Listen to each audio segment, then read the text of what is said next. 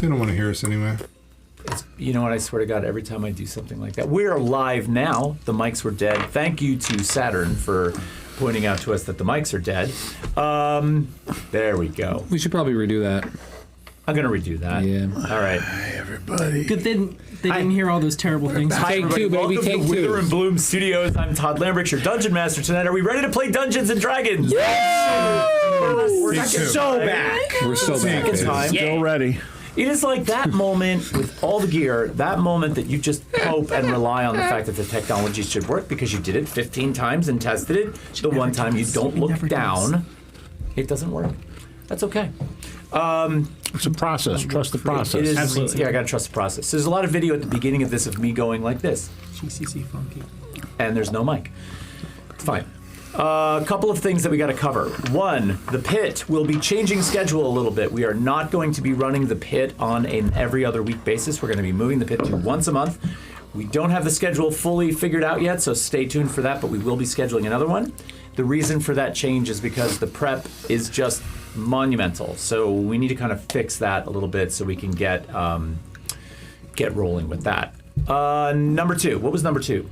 The website. Website. Yes, we got a new website coming very soon, witherandbloomstudios.com. You will be able to go there and do things like get memberships, check the schedule for what's coming up. You will be able to look at videos on lore and background and videos on the characters. There's going to be all kinds of stuff there that you can learn more about either your favorite game that we're playing or learn more about us. So stay tuned for that. That's coming very, very soon. Last but not least, Rich and I will be participating in PrinceCon this weekend. We're going to Princeton, New Jersey, to Princeton University to participate in a 3-day-long massive game of Dungeons and Dragons, which we're super excited about. So we will fill you in on that. We're going to podcast from there on Sunday morning and hopefully get some of the people from PrinceCon involved in the discussion. So looking forward to Monday's drop. Yep. Sounds Yeah, we awesome. might have some content from there too. We'll see. We'll see how we feel. Yeah, I think that would be really good. So very much looking forward to that. We need to do a little bit of a recap of last week before we get into tonight's game. So let's start with that. So the party was in the Fork. You had traveled north to the Fork from Pills, eventually hopefully going on to the towns of Haythorn and Farmholm to gather intel on what had happened there and why these refugees had shown up. While there, you discovered quite a bit. Number one, the faction of Nex Cornu had organized a massive encampment about 30 miles outside of town of more than what appeared to be 1,000 troops and potentially a dragon. As they began to organize and test, feel out the sort of temperature of what it might be like to hit the Fork, a much bigger town bordering on small city than both Farmholm and Haythorn. So tensions were rising. Not unlike the name of this campaign. Now, the party spent some time there. You actually went to the Lucky Coin. You met Lady Fortuna, and you had some gambling. That was actually kind of fun. You played a progressive gambling game there. And then you were shut down because there was an imminent raid by the Nex Cornu faction on the city. You and everybody else raced out of the Lucky Coin, out into what is essentially battle, as the supplemental troops that came in from North Veritas fled out of the town to the north to meet this approaching army. We then engaged in combat. During this combat, we were rolling sort of mass strikes. We were not engaging in individual combat. You were rolling larger numbers. And so 50 troops, 100 troops would die at a time, plus there was damage possibly done to this huge two-headed dragon that was also en route with this army, which is kind of insane.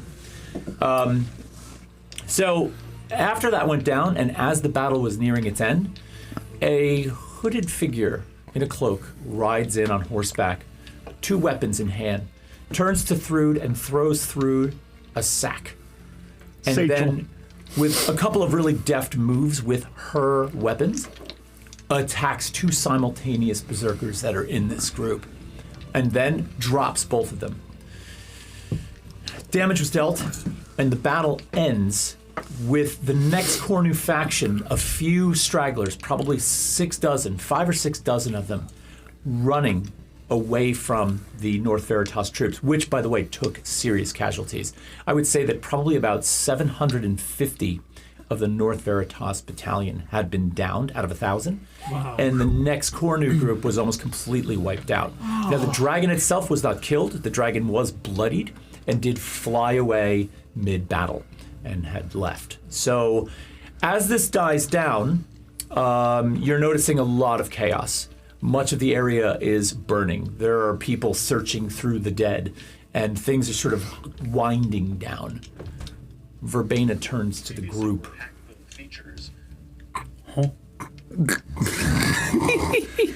That's good. So Verbena turns to the Sorry. group. The disrespect is crazy. Yeah, Unbelievable, it is. Right? It's unbelievable. God.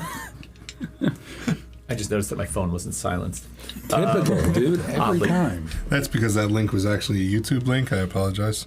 All good. It's our first day. Verbena turns to the group and sees all of you.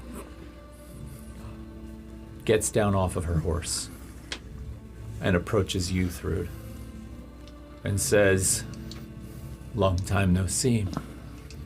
She's sheathing her weapons as she's talking to you. Where have you been to? It's a really long story, and I don't have a lot of time. I'm being tracked and followed, and so I need to get a conversation with all of you quickly. So I say we get back to the fork, take stock of what's happened here, and then I need to give you some instructions, if you're willing. Let's go find the bar. She always wants to drink. It was Thrud who suggested the bar. That's because I know her. She likes to drink, so let's. She does. I mean, I Whatever, could have been she's- talking about through too, but Well, she's no stranger. I'm gonna approach Thrud. Who exactly is this? Her name is Verbena. Okay. She had more legs than most of the time and a tail when we dealt with her. She was a rat. You might have a memory of Tryphon absolutely wrecking a cat. No. That was related to Verbena, but it's neither here nor there. You just had to bring that up. But she R.I.P. does have Mulberry. some. Moment of silence. moment of silence. But a moment of silence for Mulberry? Yeah. Yeah. Oh, wow. It was before Thylas. And she's That's right. she packs a punch, so not the person to write off, I guess. Duly noted. But she does like to drink. Love. Pot calling the kettle black, huh? I've never seen like violence on this scale, so Papillon's kind of quiet at the moment. Okay. That's fine. Yeah. Yeah, it is absolutely the scene. The battle scene is brutal. There are dead everywhere. The carnage is extensive. There is a general to the North Veritas army that you have seen. You noticed him. He's clearly quite decorated. He is rather robust. He rides atop a white horse. You've seen him earlier before we went into battle, and you see him now with a couple of other troops combing through the dead, flipping bodies. Occasionally, he'll flip over a next Cornu participant and just take him out of his misery. So this is definitely the aftermath. Totally. Are you going to go back to town? Yeah. Okay. On the way back, I'm gonna, speak to Papillon. You doing all right, buddy? No, that was a lot. Yes. Yeah, Yeah, that was that much blood. yes. I mean, it was a lot. The dragon is very big. Mm-hmm. Was it just, like, specifically the dragon? Well, it's just that the Right. people 2,000 meant nothing. people that died. They meant nothing. They just Yeah. died like Right. It is that shockingly quick. Yeah, and a lot. We don't have violence like this in the Roost. no. No. Well, I mean, the world is changing. And I mean, I'm sorry to say there's going to be a lot. You seem perfectly Yes. fine. I mean, because I've seen a lot of exactly this.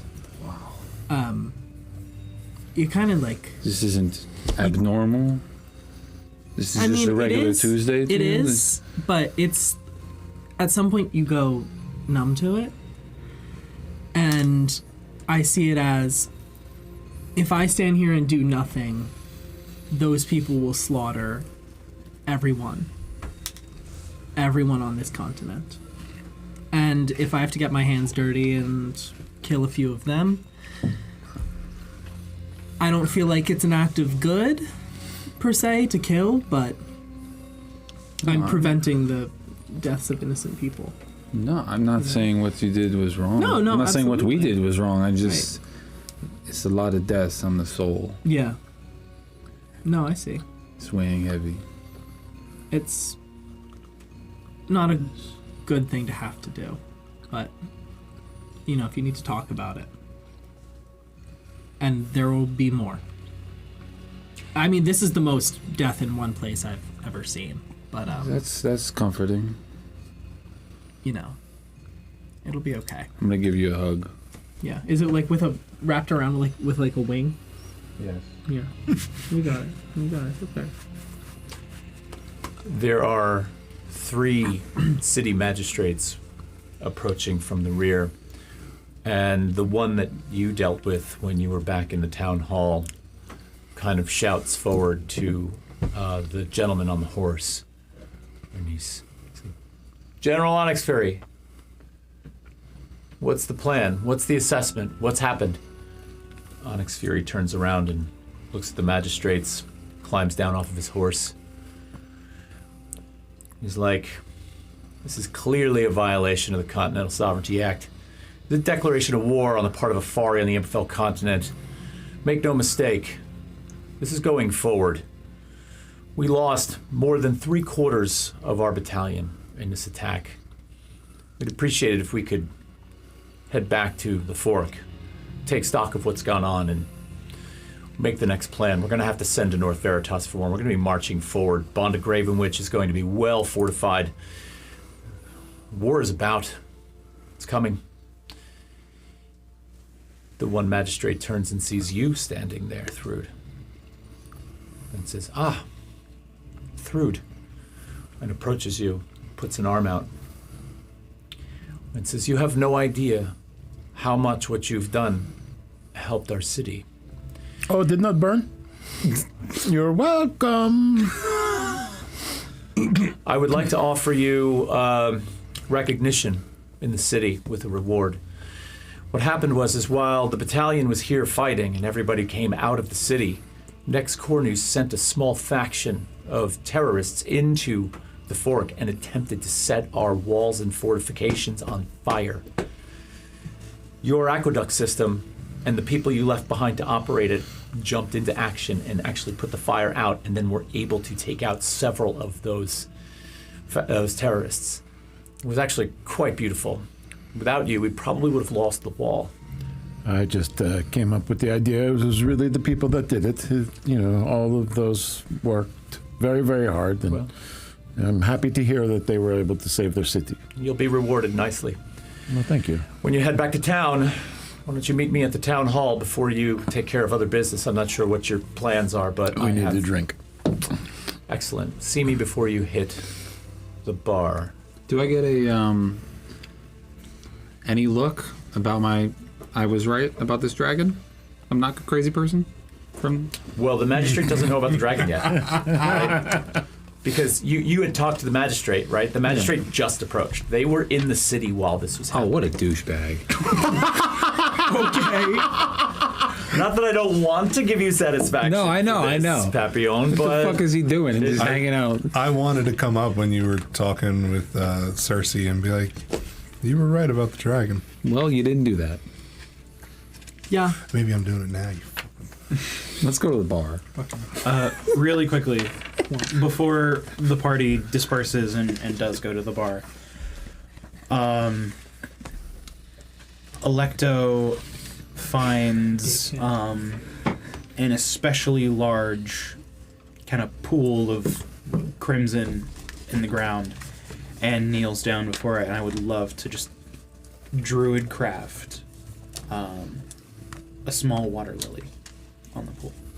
very nice. And All right. she just walks away. Is it white? Yes, as it slowly turning pink. slowly becomes pink. Oh, that's rough. But yes, excellent. All right, so you craft the water lily in the pool of blood, and the rest of you begin to head back to town. In what order are you going to do things? Let me ask you that. You're going to go straight to the town hall, or are you going to go to the Moonlit Mare? As much as I want to go to the Moonlit Mare directly, after working up quite the thirst, I will go to the town hall and be respectful of the magistrate. All right.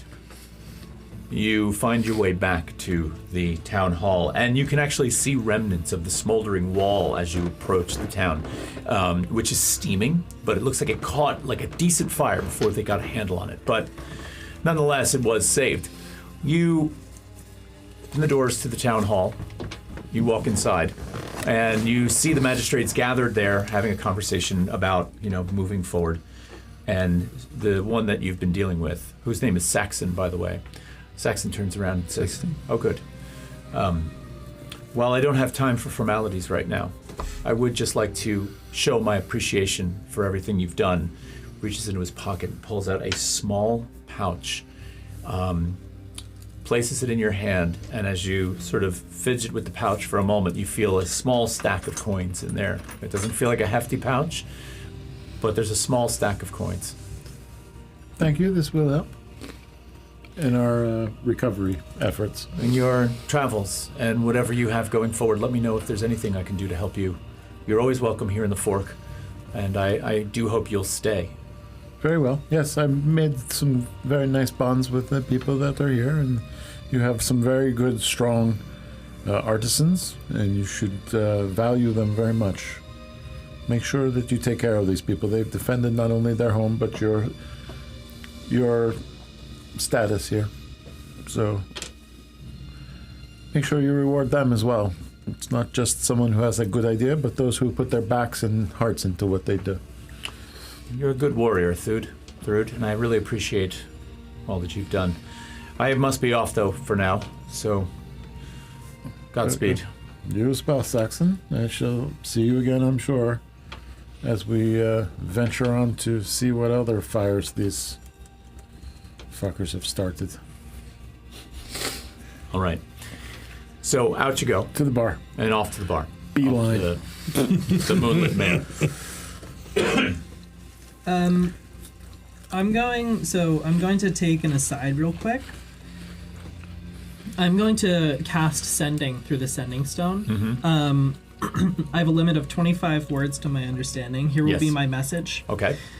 And to be clear, we did inspect Haythorn and Farmholm. You did not inspect them, but you received word from Okay. Saxon about the scouting party that went up there. Okay. So here's my message. Met Fork Magistrates, Haythorn and Farmholm leveled. Return not viable. Thousands of Afari hostiles. Dragon. Fortify, prepare for fire, train. Hope you are well. Thoughts? Thoughts? Got it. Kisses. And with that, XOXO. with that, I'm gonna pop inside Got my brain. to the bar. Got it. When you head inside of the bar, the scene is actually really quiet. Obviously, most of the townsfolk are dealing with the carnage, the wreckage, and so there's not a whole lot going on in here. That being said, I'm looking for something right now, so forgive me. Where is it?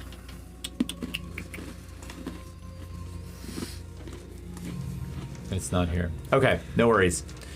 Moments later, in the shadows, the doorway opens, and you see Verbena sneak into the Moonlit Mare. She spots you, comes over to the table, sits down, turns herself so she can see the door out of the corner of her eye, but positions herself very carefully between Brennan and Thrud, so that she's kind of hidden between the two of you. She sits down. I need to ask of the most dire favor I could possibly ask any of you. There's a lot to tell. There's a lot you don't know. And this is going to change the course of, I think, everything you've either done or have planned to do going forward. But I also think, given what you know, and what I know you know, this is an emergency beyond compare. Through, do you have the bag? I do. Could I see Quite it, please? heavy. Could I see it? What's in the bag? Through it, hand it back. She takes the bag. She reaches inside and she pulls off the drawstring and opens the mouth of the bag up really wide. And she pulls out what appears to be this massive, almost what looks like a potato. And sticking off of the potato in multiple directions are what appear to be roots. And as she pulls it out of the bag, you feel through the floor the deepest, bass-filled, like the entire floor resonates up through your body. Holy shit. A level of discomfort that's beyond belief. Is this That the is some same potato. feeling? Huh? That's some potato. Is this the same feeling as when the stars aligned and the world vibrated? This is a little bit. Yes, there's. Okay, so let me explain how it's similar and how it's different, Right. because there are two things. Number one, when you have felt these vibrations in the past, the resonant gift, as it's called, and what you've come to learn from it, and the few interactions you've had with it, have always had a tonal resonance, right? There's always been this kind of tonality that feels like it's almost harmonious. Right. It has just the slightest hint of discordance now. There is a atonal, slight atonal feeling to this. So when you hear it, it's almost as if you hear someone singing slightly out of key in a whole group of people. So there's just one note in this resonance that's off by a small amount. Does that make sense? Right. Okay. Absolutely. She quickly puts it back in the bag, draws the drawstring, and hands it to you. When it goes back into the bag, it seems to quiet a little bit, oddly. She's like, I don't think I have to tell you what this is. No. No, maybe you should. You should. Is this what I think it is? This is the heart of the Vassarine. Oh, fuck. Way to just put that in my lap. You are currently holding an object that is one of the single most sentient and powerful objects on this planet. It needs to be returned to the Afari continent. Now, you're probably wondering how I got this. That was my next question. So like I said, there's a lot you don't know. She's in between us. Yes. Thrud passes another meat in her direction. She takes the mead, she looks at you, but she is not voraciously drinking like she once was. I am. As maybe you should be. She said, I am part of a select and very limited group on Vesper known as a Heartkeeper. The Heartkeepers were charged with protecting the three hearts that exist on this planet and ensuring their safety and their longevity. When the heart of the Vassarine was taken by Calagenia centuries ago, many Heartkeepers have been sent from the Afari continent to Emberfell to infiltrate the True Children and see to its protection and potentially hatch a plan for its taking. I happen to be the person that fell in line to do that. So I've heard that you all encountered Calagenia, except I'm not familiar with you. I have my own history with Calagenia, and I've encountered him plenty. Interesting. I do not know Calagenia. She holds out her hand. She's like, Verbena, Electo. it's a pleasure. Indeed. How do you know this party? Well, something within the resonant gift allowed for a friend of theirs to, I think, occupy some part of me. A green dragonborn. I believe their name was Thyla. I remember Thyla. Um, Did Verbena encounter Thyla? I think think once. so. Once. Thyla I was think at once. the interaction. Yeah. Right? Yeah. At the camp with. Yeah. Okay. Thyla was Then present. I'm accurate. I wanted to make sure.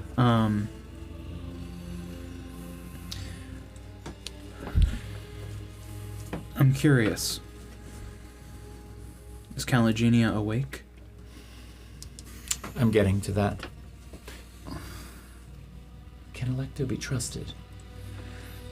So far, so good. I mean, these two, we've been traveling with them for a couple days. I've got good vibes. They seem genuine. I guess I don't. Okay. I don't have I'm a going to choice. ask you, Yeah. can we be trusted? Do you even know Whoa. us? That's introspective. That's an excellent question, Branmorn. And I feel like you don't ask that question of me confrontationally. I feel like you ask that question of me from more of a pure at heart stance. But I will say this, I was there when you were confronting Calagenia. I saw what happened with Remy's mother. I saw what happened with the way that you escaped. I do understand that you fight the good fight, even if you're often fighting amongst yourselves. That being said, what you have to understand about the hearts is they, like all things in threes, balance, create equity, and attempt to sort of pick up where one falls short. And so when the heart of the Vassarine was taken and moved in conjunction with the heart of Latuja, there was a power that was being sought by Calagenia to enhance something that Calagenia felt that he lacked.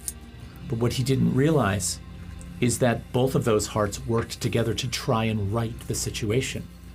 So you saw the state of Calagenia. You saw that Calagenia was rooted to the ground.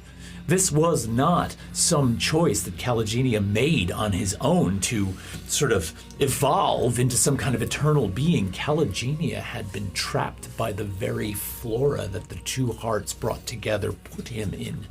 It was in a sense a kind of prison. Now, Calagenia's power was great, and that flora only had so much ability to hold him. But it was steadfast and was hanging on. When Was? I'm getting to that. when did Well. he If it was both. when was he trapped? When was he trapped? Maybe 30 to 40 years after he had brought the hearts in conjunction with one another. He's been in that state for more than a century.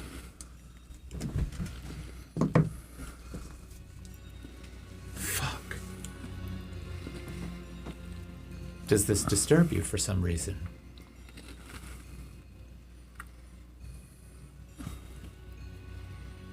No, it's okay.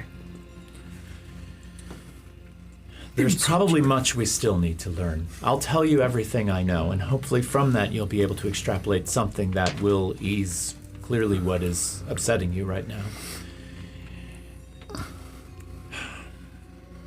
Calagenia, in his stationary position, was very powerful. I needed to find a way to subdue him long enough that I could extract the heart. One of the biggest reasons with the heart of the Vassarine being so protected was it sat at the very base of that mound that you saw him in. And so in order to get it, you had to get close to Calagenia, who was omnipotent. He saw all, and it was impossible to get near him. However, through some very serious soul searching on my own and an understanding of some of my ill ways, and frankly, some of the things that you taught me as a group, I had a problem. I had a serious problem that had developed over the years since I was forced to leave Afari as a heartkeeper. I left behind my children when I took that oath and was told to come here. And so my excessive alcohol consumption was my own medication to cope with what I had lost. However, Thrud slides the mead back in front of her slowly. I'll reach across as Thrud's pulling the glass, and I'll just grab it for myself. Perfect. she kind of looks at both of you and nods respectfully.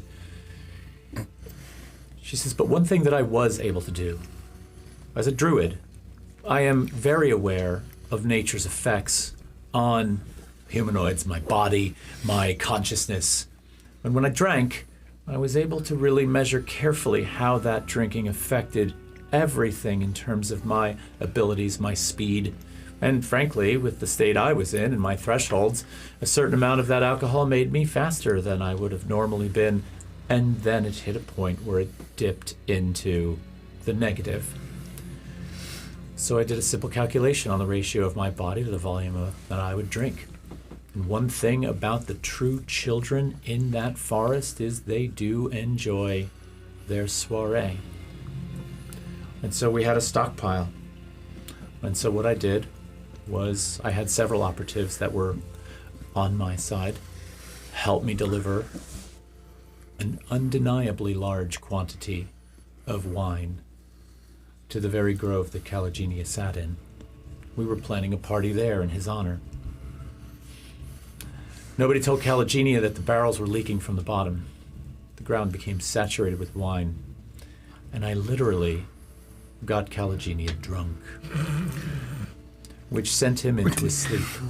You drank Kalagenia under a table? I did. Wow. Well, not Underground. consuming a drop myself, I'll have you know. That is legendary.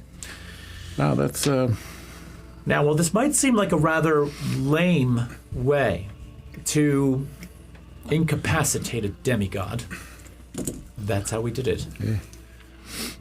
It was at that moment that I was able to excavate the heart of the Vassarine from the base of that tower. And when I put it in that bag and got on that horse, I rode like I've never ridden a horse before. I rode constantly at full speed to get as far away as possible. By any chance, 6 or 7 days ago, did you hear the event? was there some realignment in the sky? I was unaware of any realignment in the sky, but there was an earth-shattering moan Yes. We heard that. that basically rocked the continent of Emberfell. I was awake 3 for it. cries. And the there were these stars between the moons that moved Really? into a straight line, and then you heard just like this.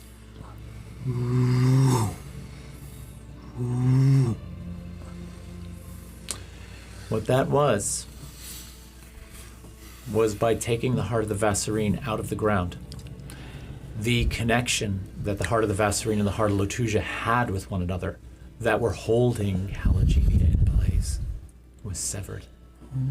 And so the bond, essentially the connection that created his cage was severed. So he's out. It goes a little further than that. He's chasing you. We believed that one of the things that was being held back in Kalagenia's power with this cell was his ability to transcend the material plane. So if he is out, and I believe that he's out, I don't believe he's walking around as a mere mortal. I believe he's gone far beyond that. But I can't be sure. He's been in one place for more than 100 years, so the exact issues, the exact circumstances with which this creates, I can't be sure of. I can tell you this. All of Sylvanvale Forest, all of the true children that were loyal to Kalagenia are hunting me right now. And I've been sitting at this table with all of you for far too long. Now, yes, why don't I ride? Why don't I take the package to Afari? Because there's no way I'll make it. But if I slip this innocently to you amongst a large battle, and you not having any recent contact with them or with me once I have my way, you have an opportunity while I lead them astray. I'm going to lead them north. You're going to take this in another direction. But you need to get this to Afari. Interesting. So, I mean, how do you expect us to get it to Afari if we can't go north? You can go north. Okay. So here's what's going to happen. And I literally have minutes before I have to go. If I take the Harvest Road up through the town of Haythorn and up through Frostholm, Okay. and if they're on my tail and they follow me, you're going to be able to take the Northeast Trade Road to Eldergrove. And from Eldergrove, you can turn north through the Nash and work your way up to the Tribute. The Tribute is on the Pelshaw Abyss. From there, you can take a ship across to Afari. There's no way you're going to cross the Bond of Gravenwich with the Heart of the Vassarine anyway. It's going to be swarming with troops. There'll be no way to get across that border. You would be able to hire a ship. Understood. Now, one last thing before I go, and this is really important. I'm going to need for you to make your way. You didn't really just do that, did you?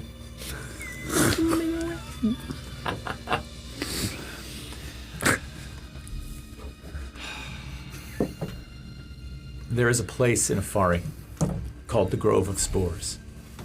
At the Grove of Spores, you're going to find two people, Liliago and Pasithea.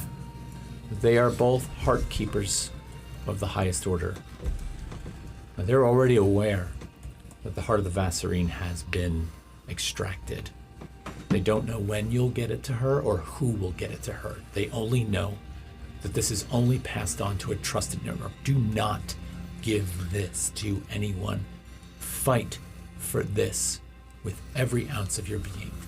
If the Heart of the Vassarine should die, 1/3 of this planet's entire resources and people will perish. Realize that even though the Heart of the Vassarine is on Emberfell when it belongs on Afari, it's still alive, which is why Afari and its people are still alive, even though they are living completely impoverished. But if the heart should perish, everyone will die with it, potentially including yourselves. Should we take a vote in this? Where do we find Liliago and Pasithea? They're at a place called I think the that's a good Circle idea. of Spores. Sorry, the Grove of Spores, my bad. I'm being a bad DM. The Grove of Spores. Grove of Spores is on the western edge of Afari, near a series of lakes and small encampments. Can I insight check? I don't know who this woman is. Of course you can insight check. Well, Fair enough. That went well. wait. I might get a funny one. Let's see. Liliago. A 9. A 9? Yeah. On an insight check, I mean, you're not obviously going to get a lot from that, but she's nervous. Sophia. She's pale, and not from a complexion standpoint, but from a lack of blood flow standpoint. It seems like she's been awake for a very long time. So getting a real read off of her is difficult because she already seems compromised. Okay. Thank you. Question, just for the sake of my own notes. We have to go to Eldergrove and then where? So from Eldergrove, you can make your way north to the Tribute. The Tribute is on the northern coast of Emberfell, along the coastline of the Pelshaw Abyss. You'll basically take a ship across the northern pole of Vesper. Dope. That is going to be dangerous. I'm not going to lie. Thrud, you're from Frostholm, is that correct? That's true. Do you know the Tribute? I do know the tribute. And you know that it is a nasty place. It is cold and bleak. I mean, is that any more dangerous than being trusted with this? This is a target. Yes, we'll be carrying a target into a very cold and bleak and dangerous place. And, what are we to do? What are we going to do? Stand idle after all the things that we've gone and done? If not us, who? I will say this. For those of you that are thinking about whether or not this is worth it, And beyond just the fact that this is such a valuable thing to the existence of humanity, the Heart Keepers are connected to a long line of royalty who have a deeply vested interest in making sure that this planet survives. If you should succeed, you will be handsomely rewarded. Will this put me face to face with Calagenia at some point or That another? is one thing that I am not going to judge you, Electo, but I will say this. A face-to-face meeting with Calagenia at this point, after what we think was a full transformative ascension, would be lethal. I understand. But I don't think it's out of the question.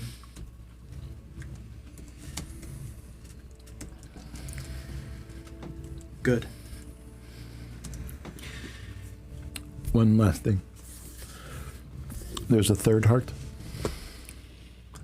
Yes, there is a third heart. This is the first I've heard of that. There is one heart for each of the 3 continents on Vesper. There is a heart in Lichés. Now, there's a place not far from here that you might have heard of. It's called the Sticrux Tower. Are you familiar with this place? Very. You've been. Yes. I haven't. Thyla was. Why? What happened there? What A brought lot. you there? A lot. I don't have time for Go this ahead. conversation, but it feels really important. Why? What? What Hey, that happened guy's there? dead. Thyla killed You're talking Trix about the Lockfinger. guy. So you were present for that. Yes. The turtle friend. Yeah. I heard rumors of that. So, in short, and I could give you a little bit of information on this, but then I have to go. Sticrux Tower is part of a 3-tower network called the Triadic Horns. Triadic Horns are basically like massive, like the antenna on a bug. They root deeply into the ground. They collect the vibrations from the mycelial network. And then, like a horn, taking a small amount of noise and amplifying it, they amplify that signal and send it out into the air. And they actually speak to each other, all 3 of them. It was Crix Lockfinger's desire to destroy Sticrux Tower in order to disrupt what he couldn't otherwise kill. He had it in his mind that all of this would come to an end if he could just end this obsession with this mycelial network, and that was his plan. And he knew that that former Galapa general, what was his name? Gamera, I believe it was. Gamera. He knew that Gamera had been twisted by the tower and thought that he could get in there and take advantage of him. It's probably a good thing you killed him. I have to go. If I stay here much longer, I feel like it'll be my end. So, I do not want to know where you're going. But if you pass through Frostholm, don't bring too much death in its wake. There's a deep presence there that should not awaken until after we at least figure this out and maybe reinstate some stability in this world. Understood. I hear you. Travel well. Be brave. Fight for this. It is critically important to the survival of mankind. Can I walk you to your horse? There's not the... My neighborhood's not so great. I'm gonna go alone. Do you mind if I steal 1 second of your time? Fine, On the side. fine, but we have to make it fast. Yes, absolutely. Okay, the 2 of you stand up and walk Yeah. towards the door. I've been talking to myself in dreams. I'm sure you know what that means. Well, you know. Not me now. And I got this letter. from Akir. Do these symbols look familiar to you? I was thinking it's probably from the same symbols of common, but translated over somehow. Oof. And the horn on the front, too. This was from Crick's Lockfinger's pocket at Steecrook's tower, but only given to me from a dream. So I can't say that I understand the symbols, but I do understand the broken horn. Yeah. The broken horn is symbolic of him breaking this tower. Interesting. That's what this next Cornu existed for, was to try and take this down by completely shutting this down. This horn is that tower. Interesting. They are called the Triadic Horns. Huh. I wish I could be more help. That's okay. Thank you, though. Is she a good person? Is who a good person? Akir. I know you know her. You think that I know this Akir? Yes.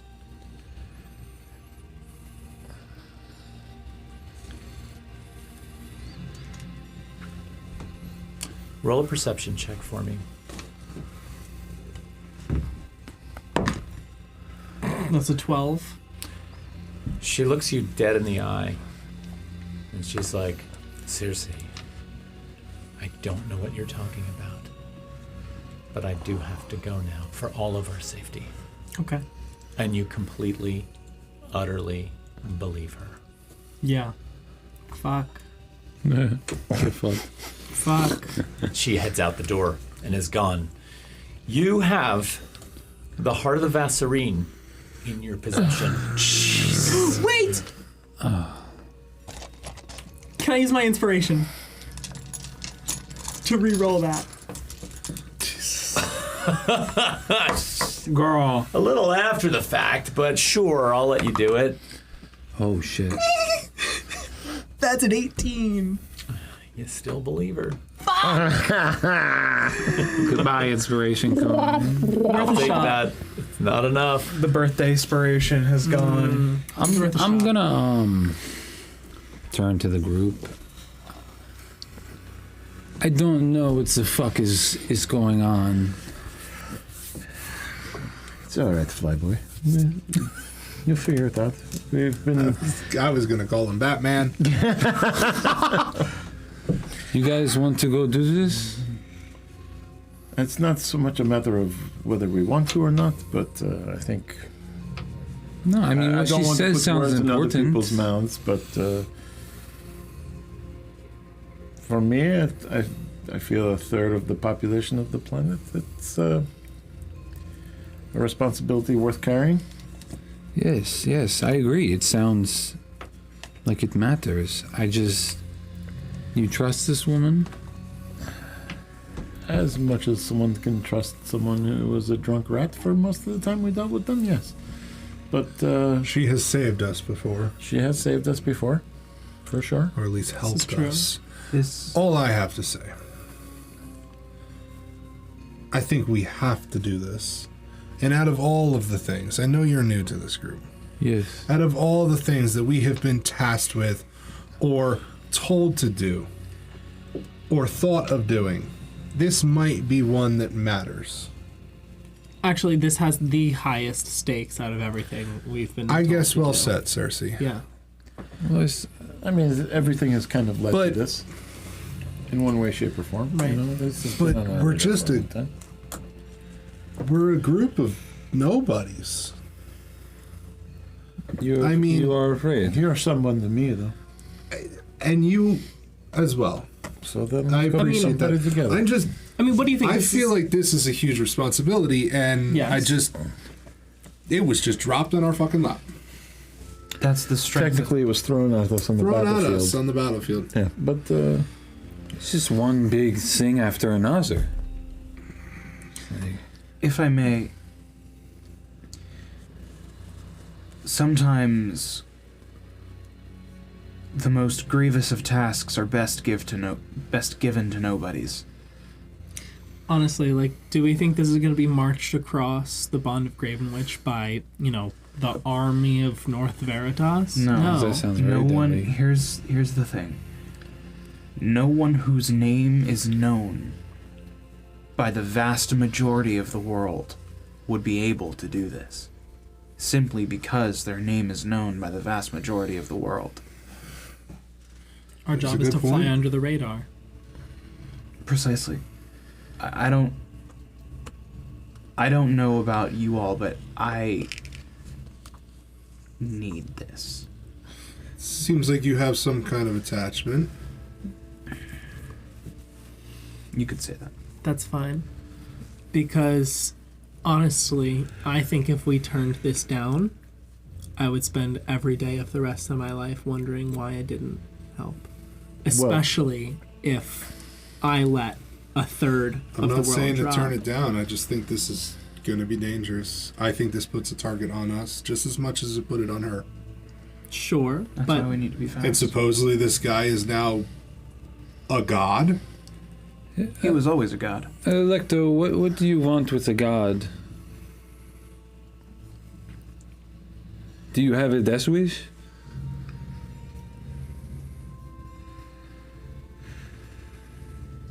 No. I do want to kill him. I mean, like, what It is... sounds like a death wish. Like, I mean, I don't know about that. I think there are smart ways about going about killing things, and running into it head first, that's a death wish. he's a demigod. I would know better than most. Do you think that this is why Thyla chose you? I don't know why Thyla chose me. Well, I wasn't- what's so remarkable about you?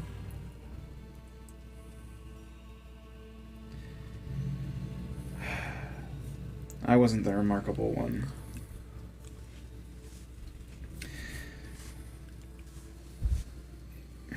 The remarkable one was taken from me. And according to Verbena, I have spent a century looking for them. Have you ever died before? Can't say I have. No.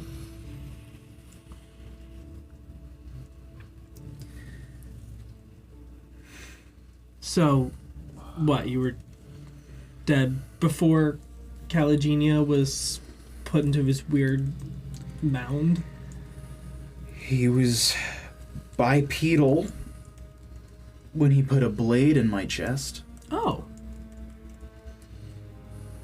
Okay. And so,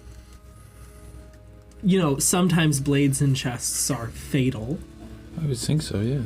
It was in my case. so you died, Is that what happened? and then you came back. I was in the resonant gift. In the resonant gift. I don't know how it works. Is that place you went to? Sometimes you disappear. I don't know. I don't know. No, I think that's a piece of jewelry. Okay. Thank you, Branwyn. I'm confused. Okay. I'm confused. So, and did you just wake up after you died? I remember meeting Thyla briefly. I didn't even feel like me. I was just a presence. Two dead things. Wait, so 100 years ago, you got a knife put in your chest. But you just met Thyla recently? I didn't know how long I was dead. Did you? Time may be non-linear. So you just recently rejoined us Yeah. for How what does you that know. work? How did you know it was 100 years? I didn't. Not until Verbena said that the last time that Caligenia was awake was a century ago. Where were you when you got stabbed?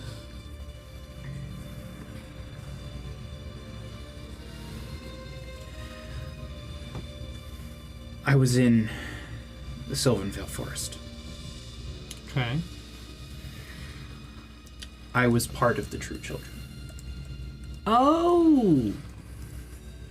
What did you do to Okay. get stabbed?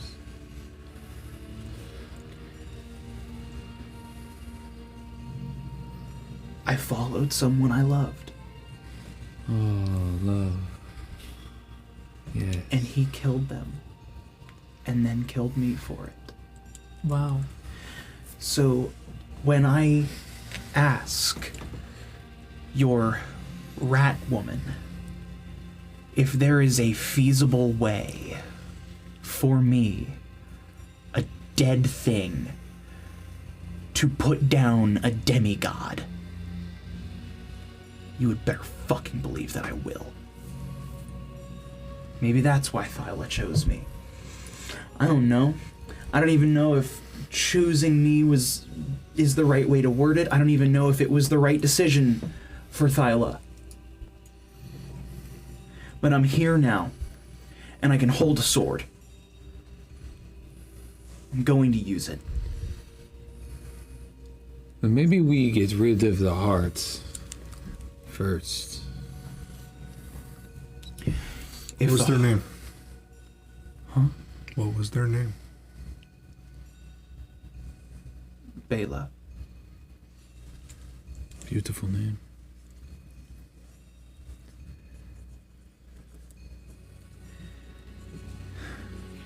Eyes like the ocean after a storm.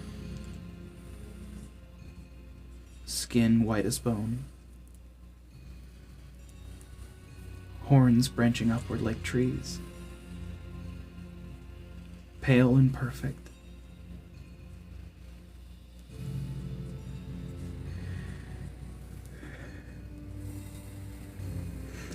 Would have been better off if they were brought back, probably. Well, that wasn't your choice. No. And I trust Violet's judgment. Maybe they wouldn't have had the same veracity that you do.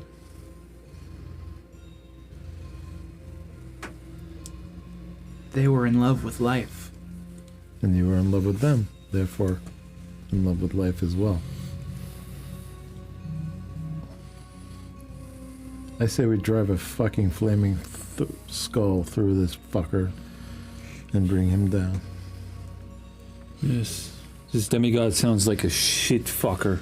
Well, he was a shit fucker, and Okay, but not yet. Not yet. Not yet. Right. No. we So- need to, I think this shit fucker, Beyond rude. as you would say. yeah, I don't Might curse just- a lot. I'm sorry. Oh, okay. Well, you did a good job. You're doing good. That was It'll be more fluid in the future. Thank you. Don't you stick around us. It will get Right. more fluid. Oh, I'm excited. But I think they might just It's like another squish us like an ant right now. obvious. well, listen, Yes, I'm a little scared. the thing that Okay. I'm worried about is that it took 2 hearts to contain Calagenia. Now they are mobile. Yes. So, Well, one is mobile, right? well, if it took 2 hearts to keep Calagenia from moving, Calagenia is mobile. Right. Oh, yeah. Okay. And I'm gonna go mobile. It's my understanding that the world is. Bless you. Stop And that's on me. It's my Yes, understanding that the world is out of sync. Yeah. If we restore the equilibrium,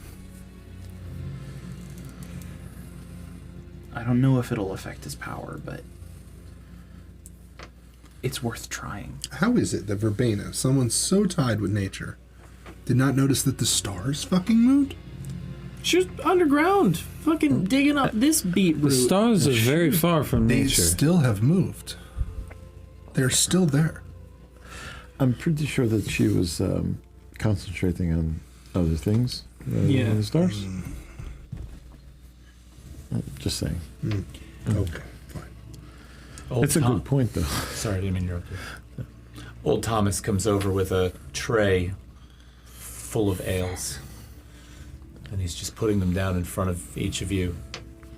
And he kind of looks at all of you and he says, "You've had a hell of a night." We are all like beat fucking ragged right now. Yeah. Partially like sparked. Most of us are smelling like of brimstone. almost dead on the. Alecto is actively druid crafting a thorn whip to like stitch herself up. Yeah.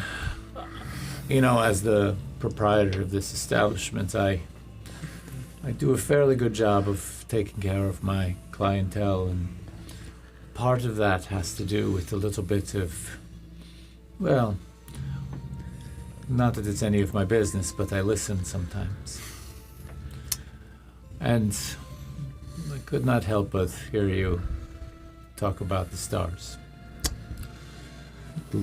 So Yeah. I will say that I noticed this also, because after a nice evening shift, I like to wander out onto the streets and look up at the sky and realize that there are much bigger things out there in the universe than me.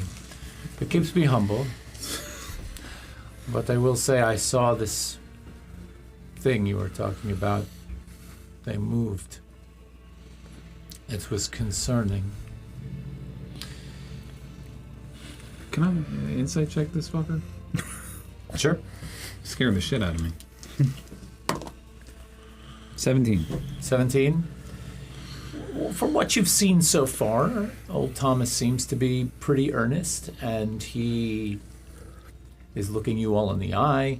He feels steady. He seems like he has more to tell you. He seems as if he feels a connection to what's going on right now. Well, that's what scares me. By the way, what do we know? Like, if I could do like a knowledge check or whatever the fuck on what the current age of science knows about stars, and this is something I'd argue that I might be familiar with. Why don't you roll a history check for me? History check. Thank you. Yeah. Roll a whatever the fuck check. Thank you. That's out of the thing. You piece of shit. It was like a 6. That's a 17. 17? Yeah. Several things. Now, this is your knowledge, but, the rest of you, I guess, would know little bits and pieces of this. So you asked what current knowledge of the stars and essentially what we'd call science would be. All right, so you know a couple of things. So one, you came from Eldergrove. Yes. Right? So in Eldergrove, there is, and I'm probably not, in Eldergrove, there is an observatory that houses something called the Dynamic Surveyor, which is essentially an early telescope made with some of the finest glass ground by elves and dwarves together to create a massive magnifying glass that's able to see out into the heavens. And there's some interesting work done there. Now, one of the things that science hasn't quite advanced beyond yet is the study that connects folklore and the stories of folklore to the realities of science and discovery. Because honestly, when you think about it, most folklore and storytelling is often created to keep us in check with nature, right? There are lessons that are learned that keep us from doing things that might be egregious to nature, right? So, for example, you know that the creation myth for all of Vesper, because you've heard this over and over again, is basically a trio of gods, right? There's Ducellus, who is the god of systems and organization of systems and time. There's Cularis, who is the god of perception and awareness. And there is Nesmera, who is the god of temporality, all right? And those three gods had a pact of equity, that no decision would be made by any one of them individually, that all decisions had to be made by the trio. This would create balance, right? And the creation myth for Vesper has to do with the fact that Ducellus acted alone. Ducellus had created the universe. He was the one who threw forth the entire universe into existence, of course, with the consent of the other two gods. And the universe was Ducellus's toy, but he grew bored with it and wanted to create life. But he was worried that the other two gods would stop him or mitigate his desires, that it might be dangerous. So he had to find a way to do this on his own. He had to find a way to sort of create life without them knowing. And so he did it very covertly. And I think I've told you this before, right? He basically took all the building blocks of life, like carbon and nitrogen and trace minerals and things like that, packed them into massive balls of ice and hurled them into space, hoping that one of them might hit one of his creations, one of his planets, and spark life. Okay. What you don't know, but now you know because you rolled a 17. Because if you don't know, now you know. Gotta pull Knowing Biggie is half Smalls the in there. battle. Sorry about that. Oh, yeah. That was great. But what you don't know, but now you know, is that while he was doing this seemingly behind the scenes thing to create life, Kularis and Nesmera knew what was going on. They saw that Ducellus took it into his own hands to try and do this behind their backs. And so they in turn went behind his back to mitigate what he was doing, to try and just sort of temper it a little bit. The Kularis, who is the god of awareness, right, and perception, cast a net, an invisible net, over the entire universe that tied all things together invisibly, so that everything I did might be tied to the gods themselves so that they would know, right? So this created a network of understanding. Nesmera realized that Ducellus had a major flaw in the life that he was creating, and that was, it was eternal. The life forces that were being sort of seeded right now on the planets would not die.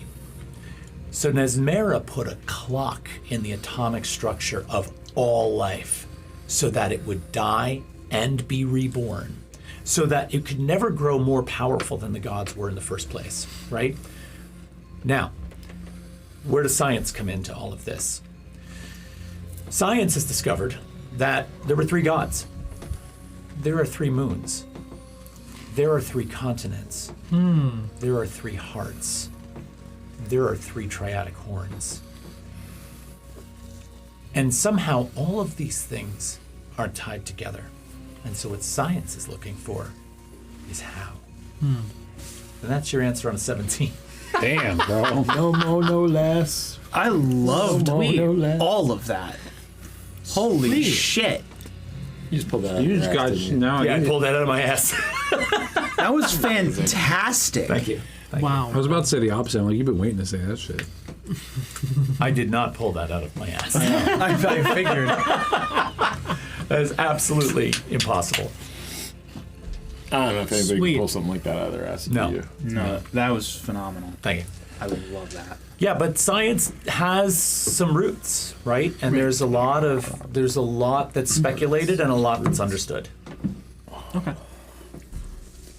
So anyway, old Thomas, who was sitting down at the table, and I'll make this short because I'm taking over here and I don't want to. I want to put this back to you. But old Thomas does look at all of you and he's like, you should talk to Alarala. She'd be a good one to ask about these questions that you have. Her name's Alarala Sarhorn. She's in town. She's a researcher. And she has been taking note of this. The night of the very event, I saw her staring at the stars while it was happening. She had a look of awe and terror on her face. When I saw her race back to her home, probably to write down and chronicle what she saw. But she lives in town. She's not hard to find. And then he gets up, nods his head, and goes back to the bar.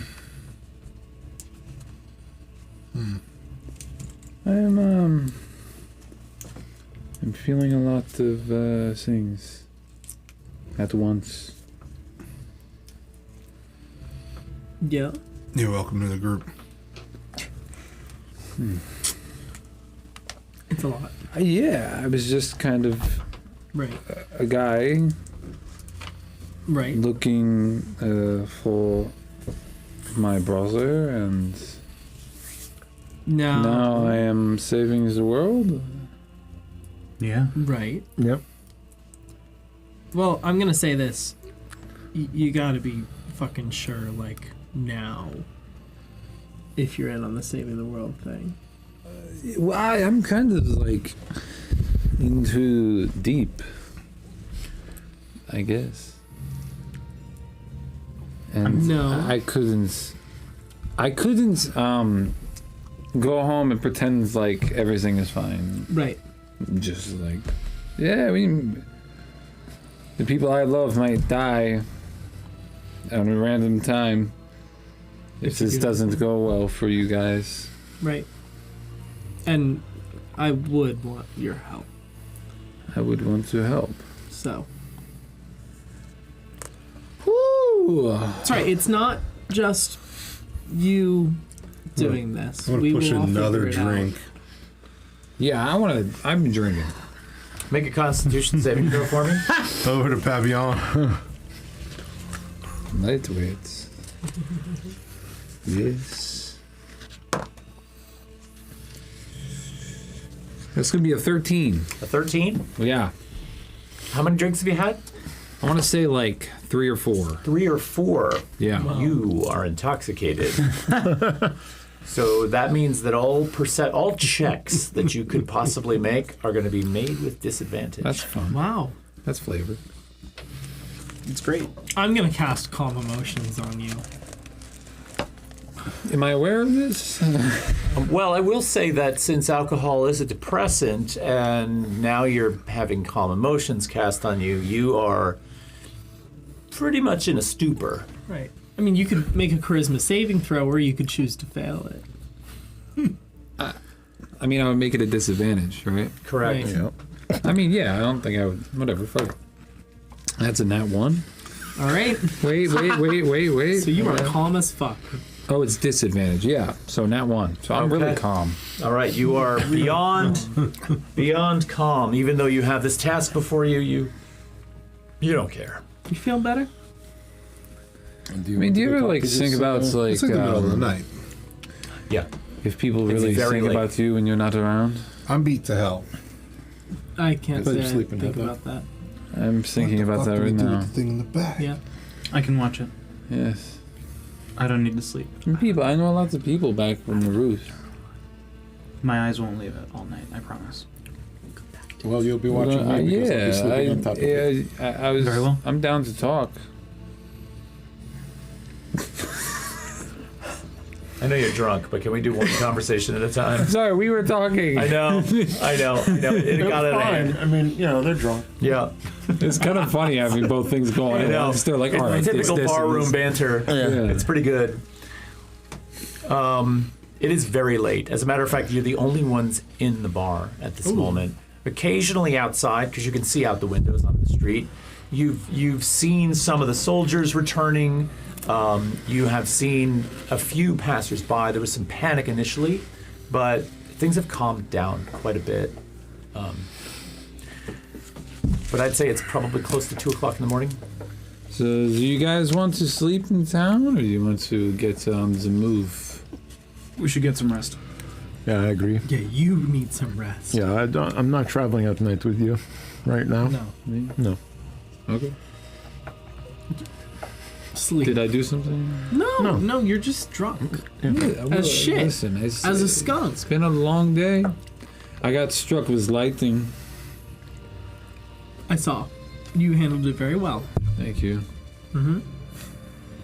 I called it. I know. I said there was a dragon coming. And there was a dragon. And there was a Papillon's dragon. running I around believed town. you the whole I time. told you there was a dragon. Guys, I'm not a rubber. I am not going to rub. I don't. You know, we don't do that. No. No rubbing. No, none at all. So, are we going to take a long rest? Yeah, old Thomas's rooms, yeah? Or no, he's just a bar, right? No, Old Thomas has rooms at the mayor. Let's get the room. You need a room for all 6 of you. Yeah, Maybe 2. It's gonna be a little uncomfortable. I have 2. 2. 2 works. Do you Maybe sleep 2 gold hanging? pieces a night. Like Acceptable? yes. Sure. Can I get? I want to. Never mind. Have you looked in the pouch that you received yet? No, now would be probably a good time to check that out. Maybe. I'll cover it. I put 2 gold on the counter. Okay.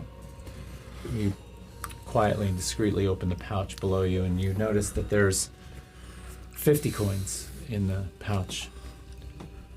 They're platinum. Oh. Oh. What is platinum worth in gold? 10 gold each. So that's Holy 500 gold shit. worth in platinum. I'm So- gonna just Save that. that here. Are we going up to the rooms? Okay. You can go up to the rooms. Old Thomas brings you a couple of keys, kind of points in the direction upstairs, tells you where to go. The keys are numbered, and you take to your rooms. The rooms are modest, simple rooms. Who's sleeping with who? I'm with Thrud. The 3 of us want a bunk? I don't need a bed. Remy can just sleep Oh yeah, with you on a guys. bar stool. I don't know. Crazy. It'll be Thrud, Olivia's gonna comment like, "What the fuck?" Remy, Bran, and then the 3 of us. Yeah. When we get to the room, I want to I like. thought you said you didn't want to leave it out of your sight, huh? Fair point. I'll swap with Remy. Who was the last one to go up the stairs? I like to be at the back of the line. Because you can stare at asses as they go. Everybody goes up the stairs into the second floor. You're trailing behind and following up, and just as you get to the top of the stairs, you hear the door of the bar open, and you hear 2 or 3 sets of footsteps come in, and you hear a gruff voice say, "Old man, we have time for one more beer. We've had a long night of fighting." And old Thomas looks at him and says, "Sure, for you guys? Coming and saving the town? Absolutely. Let me draw you up some ale." I'm gonna hang back. Okay. I would love if I could just like be near the stairs. I'm just gonna listen in. Okay. You slow down and take a few steps backwards down the stairs as they come in. You're hearing this conversation. I'm like up against the wall, like. So you hear him kind of like pulling out the chairs and sitting down, and one of them is pulling off like a full set of like leather, like studded leather armor, Yeah. drops it on the chair behind him. He's like, "Let me tell you something. I'll take that next Cornu on all by myself next time. Did you ever see such a group of ragtag fighters in your whole life?" And the other guy's sitting there, he's like, "Took them out pretty handily, you did." He's like, "I can't believe this. How did so many of us drop? I mean, the dragon." And so they're having this conversation, right? And you're sitting there and you're realizing, all right, it's just a couple of soldiers. And you just start to make the decision to walk back up the stairs. And the other one says, "God, the town's a disaster area. Everybody's running around like it's the end of the world. We've got this under control." He's like, "Yeah, but have you seen all these freaking weirdos that have been in town lately?"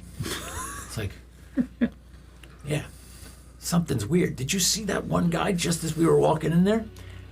He looked like a walking carpet, for crying out loud. Did you ever see a 7-foot-tall green carpet before in your life?" He's like, "I don't know what to make of half of this crap. Cheers." Boom, and they clink glasses together. I'll head upstairs. Wow. When I get to the room, is that cool? Yeah, Let me pop off for a second. you can pop off. So I find a nice seat, and I take my shoes off, and then take my sock off, and I'm going to snap my feet kind of like back into their kind of position. What the fuck? They're like half crescent position, and I'm just gonna snap it back and then kind of let it breathe for a second, and then do that at the other one, and then just kind of jump upside down, grab onto one of the beams up top, call it a night. So then when I walk in, I do have dark vision. But where are you in the room? Like, with respect You know to the what? door? I'm gonna tell you exactly where I was Right. visioning it. Right. Directly to the left of the door. Okay, you walk in. and so is the door like Like you it walk swings in, this there's way? a chair to the left, and then the bed's over in the back right corner. I was sitting on the chair to the left, and then I kind of like jumped up. Right. So there. which way does the door swing? You could hit me. Right. So it's gonna swing towards you. So you're gonna be in the little nook that I don't see. Exactly. Yeah. Okay. So I'm going to open the door, and I'm like, "Fuck, did he go?" I close it and I start like taking some like outer layers off, just like rolling my neck back, and I sit on the bed, and in the corner, describe yourself. So you see a lanky, endearing, dark-haired, gray body just hanging from the ceiling by his feet. There's a drip that happens every 15 seconds. Yeah. A drip? Yes, there's a drool coming off of his mouth and then down his hair strands that are hanging, and then off the hair strand onto the floor. As long as it's not guano.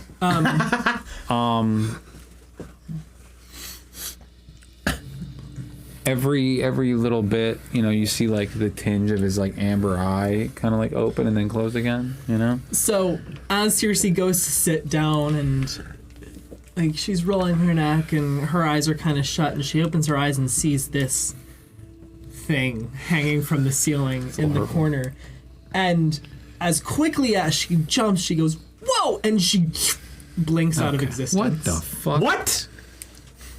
Can that wake me up? And 5 seconds later, she reappears in the middle of the room, and she's like, "Holy fuck. Holy shit. Holy fuck. I'm gonna talk to you in the morning and tell you to be more fucking clear about, I don't know. Good night." And seriously goes to Repping bed. is also somewhere in there. Is there anything the two of you would like to do before you take your long rest? Well, we're in the room with Electo over here. Yep. Third shucks off some of the armor.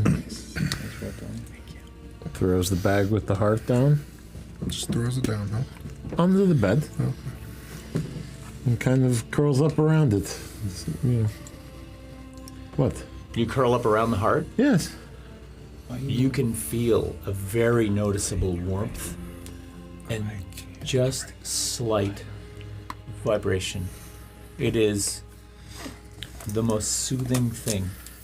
It's like I have a hot water bottle next to me. It's so nice. And so you're going to sleep with it up against you. Yeah, absolutely. Okay. I might tie the bag to myself Okay. because it's very nice. Don't take it away to me. Don't try to. I won't take it Okay, away from good. you. I think we do need to figure out what to do with it in the morning, though. Well, it's got to go back to where it's got to go. So in terms of my long rest day, I don't need to sleep. Magic can't put me to sleep, and I can finish a long rest in 4 hours if I spend said 4 hours inactive, motionless. Yep. But during that time, I retain consciousness. Right. So Electo is going to find a chair, go crisscross applesauce in the chair, facing the both of them, and like a creepy doll is just going to be sitting there, eyes open, motionless. This is like the long rest freak show. Why do you think we got along so well? Yeah. We scared off anybody trying to fuck Exactly. with us at night. But after those 4 hours are up, Electo, I have a set of calligrapher's supplies, and I know that calligraphy pertains more to writing, but I think for the 4 hours that they are sleeping, and Electo is not, but has the full benefits of a long rest, Electo is going to attempt to sketch Bela from memory. But that wouldn't be motionless. No, that's after I'm done with the motionless trance. Gotcha. Okay. Yeah, because I have it. It takes. They're out for 4. I'm we're out for 8. Gotcha. Okay, so Yeah. for 4 hours. I gotcha. yourself. For 4 hours, I'm Oh, that's right. creeping You're over. one of those 4s too. I'm you, sleeping in. Can you make a performance check for me? Yes, absolutely. Tired. I'm gonna guide myself. Yeah, you are. When I think about you, I got myself up. 18. 18. You managed Harris to, in the favorite 4 hours, create a beautiful, memorable likeness of Bela that is touching deeply. And I think this kind of... Do you sketch on a regular basis in your character's background? No. You probably will from this point on, Yeah. given the satisfaction that you felt doing this. It felt like a very sort of... it was a healing move for you in a lot of respects. So, all right, why don't we take a break? And while we're on break, for all of you, those of you that are watching, we will jump in on the chat here and there, and we're also going to take about a 15-minute break so we can refuel. And then we got some things for you to watch, though, so don't worry, the break is not like the screen's going black, so we've got some things for you to do, too. And when we come back, we will pick up where we left off. All right? All right. See you all in a little bit. We'll be back.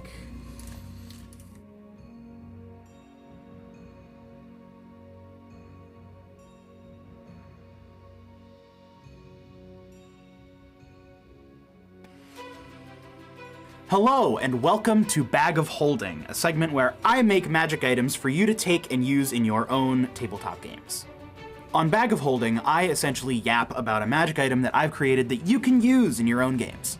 Each magic item has 3 tiers for 3 different points in a narrative of a campaign. The first tier is the Discovered tier, which is meant for roughly a 3rd or 4th level character after the item is initially found and used. The Improved tier, the 2nd tier, is made for roughly a 10th level character, which is a bit more powerful. Finally, the 3rd tier, the Perfected tier, is meant for use for about a 15th level character. This is when it starts to get insane. This time, on Bag of Holding, we're talking about the Razor Rose. In its discovered form, the Razor Rose is a rare, wondrous item that requires attunement by a spellcaster. This item is a far realm parasite, crimson in color, that affixes itself to an attuned creature's left shoulder. It resembles a viscous red mass the size of a generic shoulder pad, with small teeth poking out in a circular pattern. In its discovered form, the Razor Rose has 2 perks: Thorned Defense. In its discovered form, the Razor Rose grants +1 to your armor class. Eldritch Healing. Once a day, you can cast the False Life spell without expending a spell slot. In its improved form, the Razor Rose keeps its original properties and gains a cosmetic improvement. In addition to that, its first 2 perks gain a buff, and it gains a 3rd perk. Thorned Defense now grants you a +2 to armor class. For Eldritch Healing, you can cast the False Life spell once per short or long rest instead of once a day. You also gain Song of the Far Flower. You cast a spinning mass of thorns from the Razor Rose. As an action on your turn, you can summon a Whirling Thorn. A Whirling Thorn has an armor class of 10, hit points equal to 10 plus your Constitution modifier, and a movement speed equal to yours. As a bonus action on your turn, you can move the Whirling Thorn and command it to attack. Its attack bonus is your spellcasting ability modifier. On a successful hit, the Whirling Thorn deals 1d12 necrotic damage. You can have 1 Whirling Thorn summoned at a time. After you have no more Whirling Thorns left, you cannot use this feature again until you finish a short or long rest. Lastly, in its perfected form, the Razor Rose keeps its original properties, as well as gaining yet another cosmetic improvement. Thorned Defense now grants a +3 to your armor class. Eldritch Healing also gets a buff. Once per short or long rest, you can cast the False Life spell without expending a spell slot. When cast in this manner, it restores lost hit points instead of granting temporary hit points. Song of the Farflower also sees a buff. On a successful hit, the Whirling Thorn now deals 2d12 necrotic damage, and you can now have 2 Whirling Thorns summoned at a time. If you have more than 1 Whirling Thorn summoned and command an attack, both attack simultaneously. After you have no more Whirling Thorns left on the field, you cannot use this feature again until you finish a short or long rest. You also gain the Razor Rose's capstone ability, the Blooming. As an action on your turn, you awaken the power of decay within the rose, releasing a 20-foot radius sphere of eldritch spores centered on you, which lasts for 1 minute. The radius grants the following benefits. You and any allied creature standing within the radius gains resistance to necrotic damage. Every attack you successfully hit with while this feature is active deals an extra 2d8 necrotic damage. The radius is considered difficult terrain for any hostile creature within it. If a Whirling Thorn is within the radius, its damage is doubled. After you use this feature, you cannot use it again until you finish a long rest. And that's that for the Razor Rose. Currently, we don't have awesome art for this awesome item. We do, however, have a link to our Discord server in the description of this video, which you can use to access and send us awesome art. But don't worry, we will never use your art without permission or compensation. So submit away and let's see what you've got. And this has been Bag of Holding. Please like and subscribe, join our Discord server, all of the things.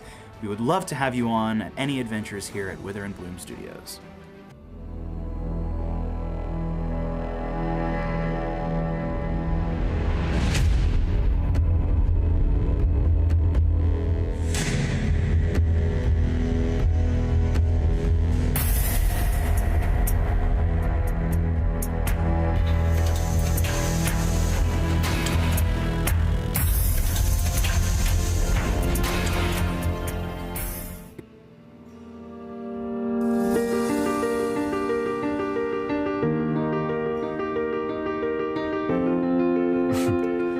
Hi, my name is Richard Frohman, and I am going to be playing Papillon. Papillon is a bright-eyed and bushy-tailed young man. He is of the age of 21 years old, and he is half bat, half human folk. They are known as the Gloom folk. And he comes from the beautiful city of Oblivion's Roost. Now, Oblivion's Roost was built out of the stalactites of a cliff that overhangs the ocean. It's beautiful, it's peaceful, it's artistic, it thrives. And Papillon loves his life there. He hails from a family of artistes, and he is the youngest of 7. Born a year before Papillon is his brother Corvo.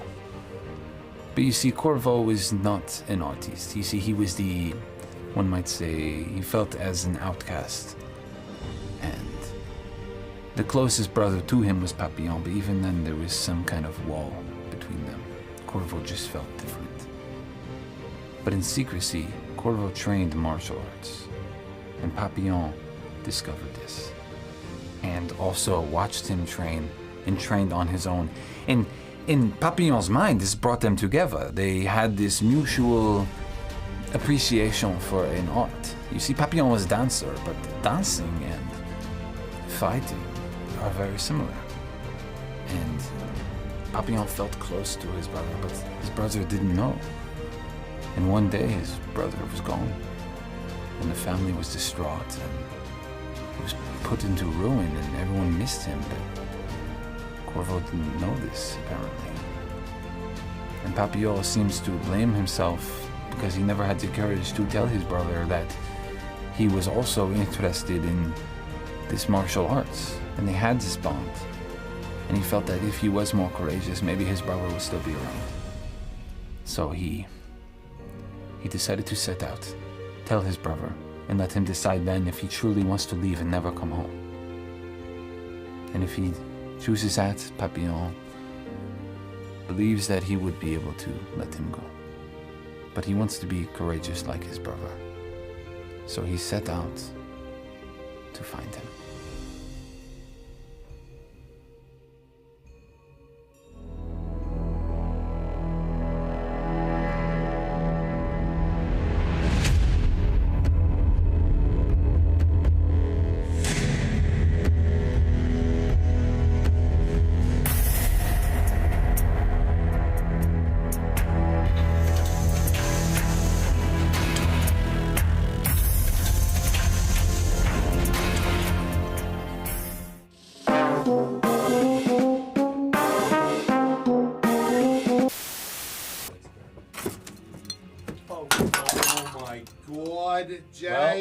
that's the end of that really cool antique. Whoa! I'm so sorry. I meant to. Yo, we need. Followed his brother. Is that me? Yeah, Damn it. it's okay.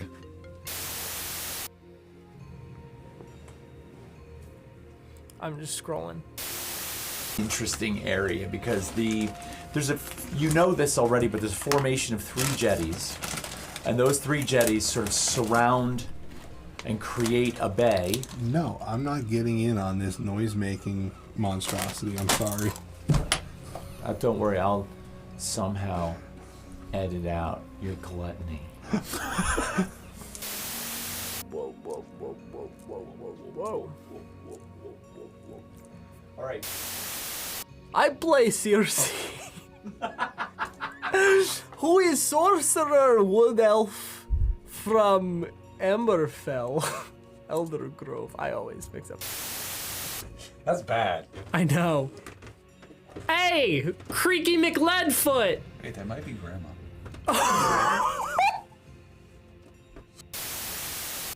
You were not gonna get a voice out of me. My friend didn't breathe in water. He fucking died in water. I'm not going in the water. It's not happening. What are you doing? Not gonna get a voice out of me. No. Wild. Don't look at me with that, bro. This is how you hit me. You were looking up here and you said, dude, I'm gonna fall in love. You better stop, bro. La la la la la la la. I had a funny one. But guys, we're talking about my ex-wife today. Daggerheart, baby. Get it? Sorry. She put it Oh, down. that was funny. Oh, I totally got that wrong.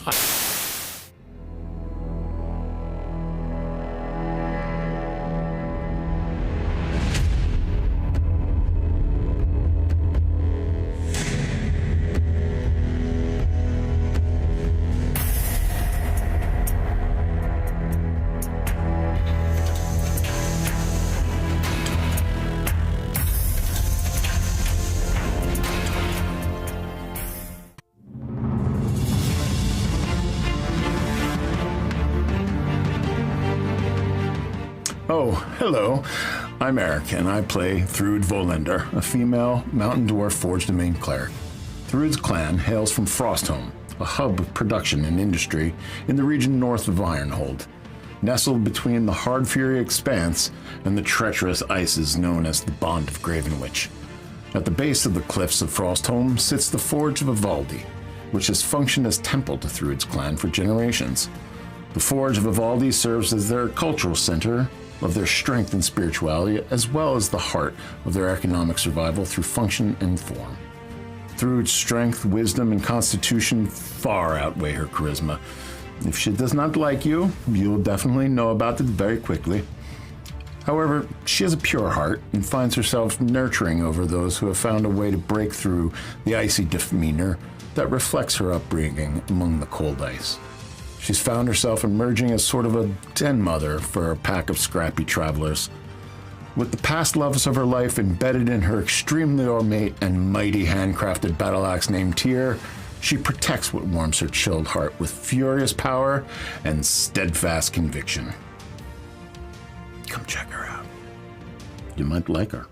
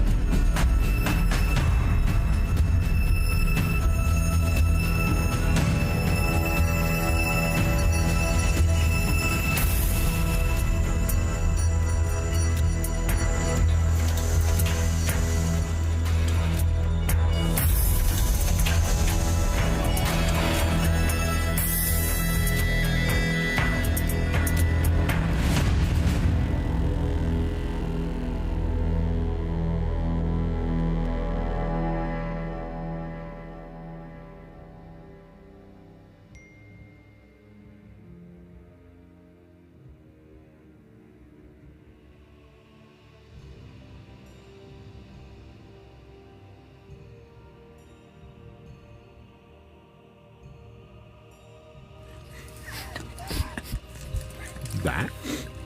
Oh my God, we're back. And I gotta tell you, I never know when to turn the mics on because of all of you.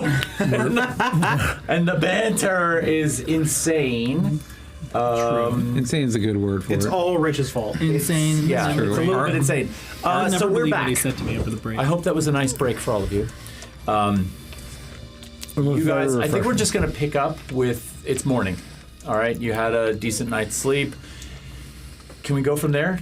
What do you want to do? Totally. What do you want to do?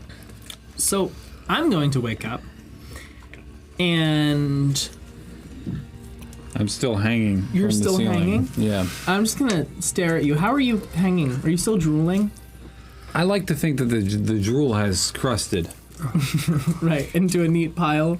It's floor? the pile on the But- floor, but it's also crusted like Right, that down my way. face. I was yeah. about to say. So is it like in your eye? It's on the side of my eye. Okay. So I'm gonna get up Okay. and I'm going to get right in your face. I'm gonna be like, "Hey, buddy. How you doing? How you doing? Was that scary? Did that scare you? Yes, that was You very scared scary. the shit out of me last night. I scared when the shit got- out of you last Yeah, night. I wasn't because sleeping. You were hanging up, like right next to the door. Yes, this is what I do. I I didn't think you sleep. were in the room. I sleep upside down. You scared the absolute This is news to ever you? living shit out of me. I'm sorry. just no. I'm just saying it's a funny story. Oh, right. And I just wanted to scare You you waking back. me up like this for a funny story? Well, I wanted to scare you back because you scared me shitless. Cersei. I'm sorry. This is No, not the no, first this is time fun. I've slept upside down. This is too. fun prank. Have you ever been pranked before?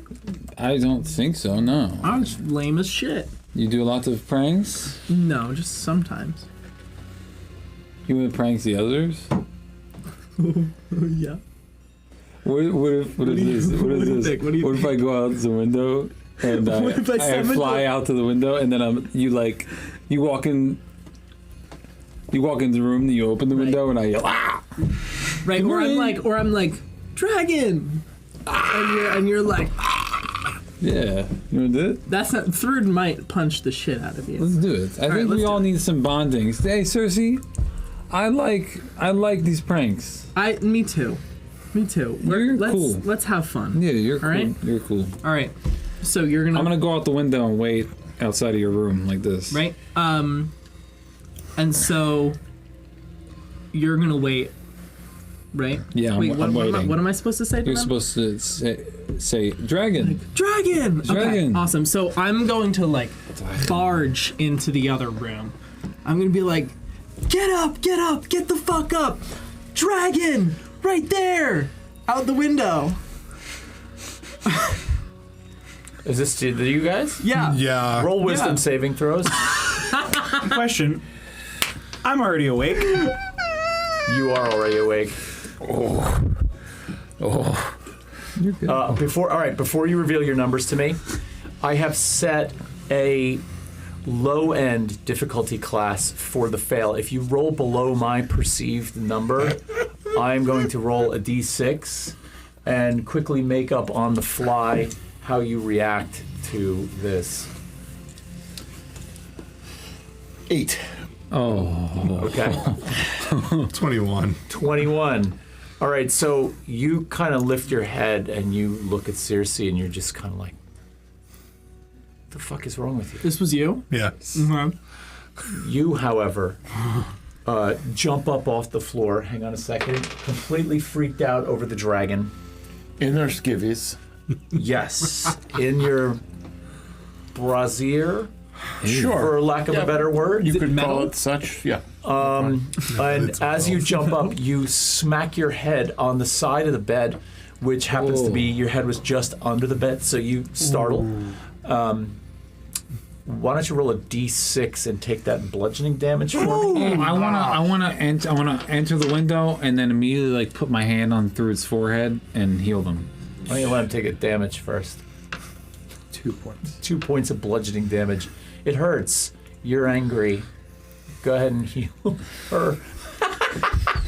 I'm gonna walk over to you. Thrud, Thrud picks up the I can fix this. You let me touch your forehead. Cersei, what I the don't want you to touch me. I Let me take the touch two you. fucking Cersei's already left the Good room. morning. Good morning. Cersei dipped the fuck out.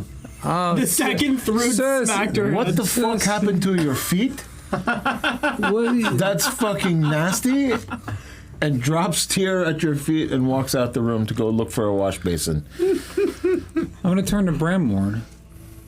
You know, I show you all my feet, and you make me feel like shit for it. I have feet. Buddy, They're weird She- looking. Thrud she- calls out from the hallway. She wakes up on the wrong side of the bed, per se. Do you think, Sometimes- do you think my feet Underside of the look bed. weird? This was totally the wrong side of the bed. They're No offense, but you're different. We all are a little bit different too. I mean, I'm Fluorescent. fucking me. But I mean, my You're feet bright. I'm bright. yes. I stand out. Yeah, That might be a bad thing. Mia, you need a cloak. I do have a cloak, Okay. but my skin is still bright. My hair is fucking looks like it's on fire. Um, I'll tell you I mean- what. My feet. I don't know what to expect from your feet. I mean, I'm not, you don't need you know, to expect Not a huge anything from my fan feet. of feet. Utility. Is good utility. That's it. Thrud walks back into the room, scowls. Kind of like Scratches back herself. out of the way a little bit as you head. It hurts. I can help. I don't want it. When do you... Thrud goes over, starts getting dressed, True. straps the heart to her belly like a little baby Bjorn. I'm trying to. It's not funny. It's not funny. It's not a good time for this. Jokes and hilarity. When is a You good think time then? When is a good time? Not for when this? sleeping. No. Well, I I don't think care that for last that. night was a lot, and I think that if we make humor You think on this this was new Bond? day, that we can get through it. I'm not ready to laugh with you right now. I don't care for it. I'm sorry. I'm going to look for mutton. Hey, When I goes said I'm downstairs for sorry. food. I totally as you guys are yelling, you hear somebody banging on the wall in one of the other rooms. They're like, "Shut the fuck up in there!" Don't make me come in there and give you what for too. Ah, oh my god.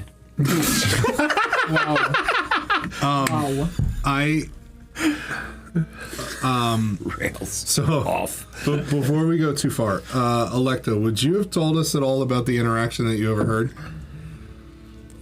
from down in the bar? down in the bowl. No, there's not really any reason to. Dude in the bar. So you're just strapping it to your waist, huh? Okay. What else am I supposed to do with it? Keep it safe. Keep it hidden. Keep it secret. Keep it safe. I'm gonna. What do we want to do before we leave town? Well, the old man, you had a little bit to drink last night, but we were talking about the stars, Yes, I heard. and the old man said that there's a woman in town that's doing a little research, so maybe we should talk to her before we leave. Brennan, I was drunk, I think, not deaf. Oh, I heard that. Yeah. all right. But Well, I thank didn't know you. if you remembered it. But thank you. I don't know if you remembered I it. just didn't know if you actually wanted to go talk to this woman. Why is the bat so sensitive? I don't know.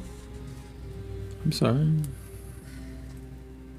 Did you go downstairs? I forget. Yes, I went in search of food. We're all. I guess the three of us were down there. Sausage, mutton. You walk into something. the moonlit mare, and there's several people down there. But as you walk in, old Thomas is, he's up and about, energetic, and behind the bar, and serving the few patrons that are in there. And you walk up to a table and sit down, and he spots all of you, places food down on the table in front of him, and he comes over to see all of you, and he's like, "Good morning. Listen, you should probably know that somebody was in here looking for, I think it was you or your friend. Who was this somebody? It was this very strange man, like forest person. He had... Oh, fuck. His name was Nerenfey. And he said he was looking for the basically, I think it was the woman that was sitting with you last night in the cloak. We have to go. We have to go. Did you give her any information? I told him I had not seen anybody of that description. Thank you. Thank you. I'm gonna pass that man 10 gold. 10 gold. Holy shit. And he looks at you and he's like, "Thank you. Well, thank you. I will have your back for keeping our business a little, discreet. I felt like we connected." All right. Don't get crazy. I didn't say that. That was just Rich. Okay. You still having food? Yes. Are we trying to... I don't know. I would kind of dip. Yeah. As much as I'd like to talk Yeah, we to got to Aurora, dip. Dude, what are you talking about? Are we Dipping? dipping? The Forest Boys are after us. The Forest Boys were in this establishment. The Forest Boys were here. We got to dip. Can you put together a nice little package of provisions for us to You need to go, eh? take on the road? Yes. Give me a few minutes. And he dashes into the back. He's gone for a few. And he returns inside of 4 minutes. And he has several packages all bundled up in these round woven baskets with lids. He pops the top off, and inside, tucked into neat little metal canisters, there are hot sausages, there are scrambled eggs, there are a variety of fruits that are chopped up. There's a whole large one filled with steaming potatoes, and he's got 3 of those. And he's like, "Each of these should be enough for 2 of you. So take this as a come back and visit on your way back through. And I really appreciate the time that I've spent with you. I've enjoyed your company. Safe travels to you. Did you get a chance to talk to Alarella?" No. You can catch her on the way out of town. She lives north at the northern end of town. So if you want to, she lives in the place that's painted blue-gray, and you'll notice that there's an orange tinge to all of the shutters. You can't miss her place. Knock on her door and tell her old Thomas sent you. She'll understand what you're up against. She's a good person. We're headed north anyway. It might not What do hurt. we owe you for the food? It's on me. Okay. It's on me after a tip like that. Don't you worry. That'll cover me for quite some time. Thank you. Thrud extends a hand and gives a grandma shake with an extra 5 gold in it. And they walk out the door. You are too kind. Are there people in the bar? Yeah. Thrud, do you want to give me the bag? I put it in your ring. Yeah. Not here, though. Huh? No, but maybe give me the bag. Like right now? Well, like maybe... Is there a Wanna go hallway? outside? Yes. There's a hallway? Yes. That's fine. Can we go in the hallway? Yes. Thrud unties the baby Bjorn.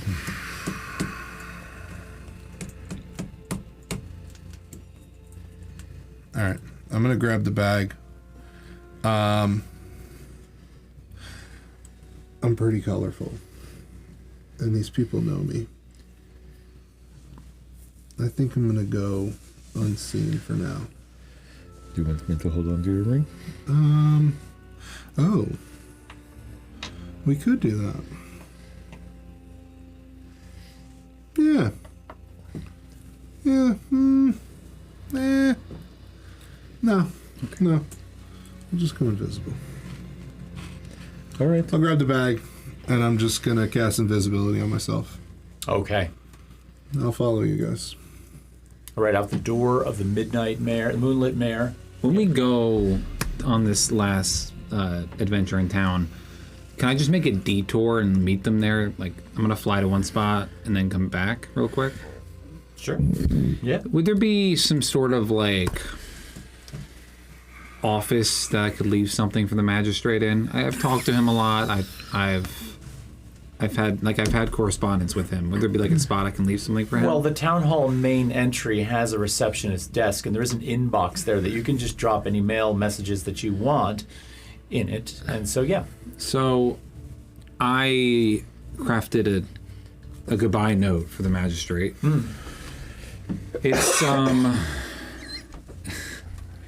It's an effort of me trying to move on from the events of yesterday and to have a positive spin on things. So there's going to be a depiction of this two-headed dragon on a piece of paper, but one head is being wrestled by the magistrate and one head is being wrestled by me. And it says, "You were right. There was nothing more we could have done in preparation. But we did pretty good." Oh my god. This is gonna now be the new ongoing joke. I said there was a dragon. How good are your artistic skills? Really good. Really good?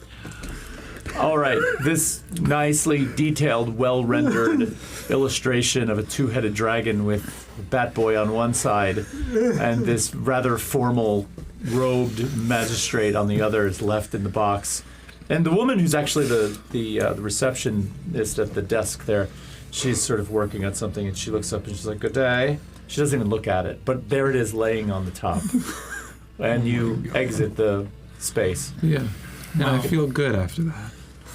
Had you prepared that last night? Yeah. Okay. So this doesn't take you long, and your party is still within sight of you. They're just continuing up the road, and so you can trot and catch up to them. It's only minutes before you're on the other side of town and towards the northern end on the northeast trade route gate into the fork, and you do notice that there is a rather modest-looking house on the right-hand side that is a deep grayish blue with orangish shutters. Do we see true children, druids in town? Roll a perception check for me. Guidance.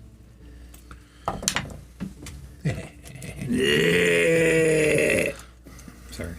That was excitement. So nat 20, 4 on the guidance, and plus 4 on the perceptions, 28. 28. Holy shit. That was max everything. Max everything. Yeah. Just my perception skill is not amazing, but That was beautiful. While they're invisible too, by the way. yeah, I'm invisible. I'm just like fucking. I will say that most of Picking you... up stones, looking underneath shit. Yeah. What's in this side? It's probably a little easier for Branmorn to have a higher perception roll here because of the fact that he's invisible. Yeah, I'm not worried about looking suspicious, looking around. Yeah, so you're able to really scan. Terrifying. Yeah, in 3 different locations. One was between 2 buildings, one was at an intersection, and then one was standing right out in the open at the center market at the fork in the town. You saw, in the first location, you saw 2, a pair of them, and they were just sort of between the 2 buildings, like leaning and watching. At the intersection, there were 3 huddled in a conversation, and every once in a while looking over their shoulders. And then the one that was in the market in the center of town appeared to be shopping, but then as you are passing and turning right on this fork, you notice that they were really just trying to look like they were shopping. They had eyes all over the place. Now, Thrud, Circe, Papillon, and Electo are not really targets in this, but nobody really seemed to be noticed, so you managed to sneak through under the radar. But it looks like you are passing Alarala's house at this point. I'll go and knock on the door. I just want to ask real quick, did I get any response from Belladonna? Not yet. You sent it pretty late at night. Yeah. And I'm sure she's aware. I know she knows the message came through. She heard it. Yeah. You knock on the door, and about 15 seconds later, you hear footsteps approaching the door from the inside. 2 or 3 latches are undone, and the door opens up, and there is a 5'9" elven woman, black hair pulled back into a ponytail behind her. The fair skin, almost with a hue that almost shifts to the blue, which is interesting for an elf, almost dark elf, but not quite. She sees all of you, her eyes are dark, and she's like, "Yes?" Alarella? Who's asking? Old Thomas sent us. We were curious if you had any thoughts or opinions about the stars. Oh, The star. how many of you are? Yeah, come on. There's, Come on, yeah, inside. it'd be better if we were inside, maybe. Yeah. So she invites you in. Sorry. My bad. You're adorable. She invites you in, and she kind of spots you on. She's like, "Old Thomas sent you. What's your business in the Fork? Why are you here? I don't recognize you. You're not from these parts." No, we're not. We were sent up from Pills to investigate some of the happenings in the other two towns that were raided, and I understand that look weird. Oh, you were part of the aqueduct building. that's yes, I I was. remember you now. That was quite an interesting engineering system that you developed for that. You know, it just came to me and seemed the right way. It to do. worked. Yes, very well. You have good people that were ready and able, committed. So the stars. Did you notice the event? Mm-hmm. Yes. You did. Yeah, it's curious. I have my thoughts about it, but ever since I left Eldergrove and I haven't had a chance to work with the dynamic surveyor, it's a little harder for me to take in these observations and study them, but I did observe with the naked eye, and I did watch Doder and Swoon align, but I'm not sure what to make of those 7 stars. Do you have thoughts? None at all myself. Old Thomas thought I could give you information. Where are you headed if you're only here for a short time? If you came from Pills, what's next? Eldergrove. You're going to Eldergrove. Well, there might be a way to follow up on this. What's your business in Eldergrove? I'm just curious. I'm from there, and well, I'm looking for We my need- brother.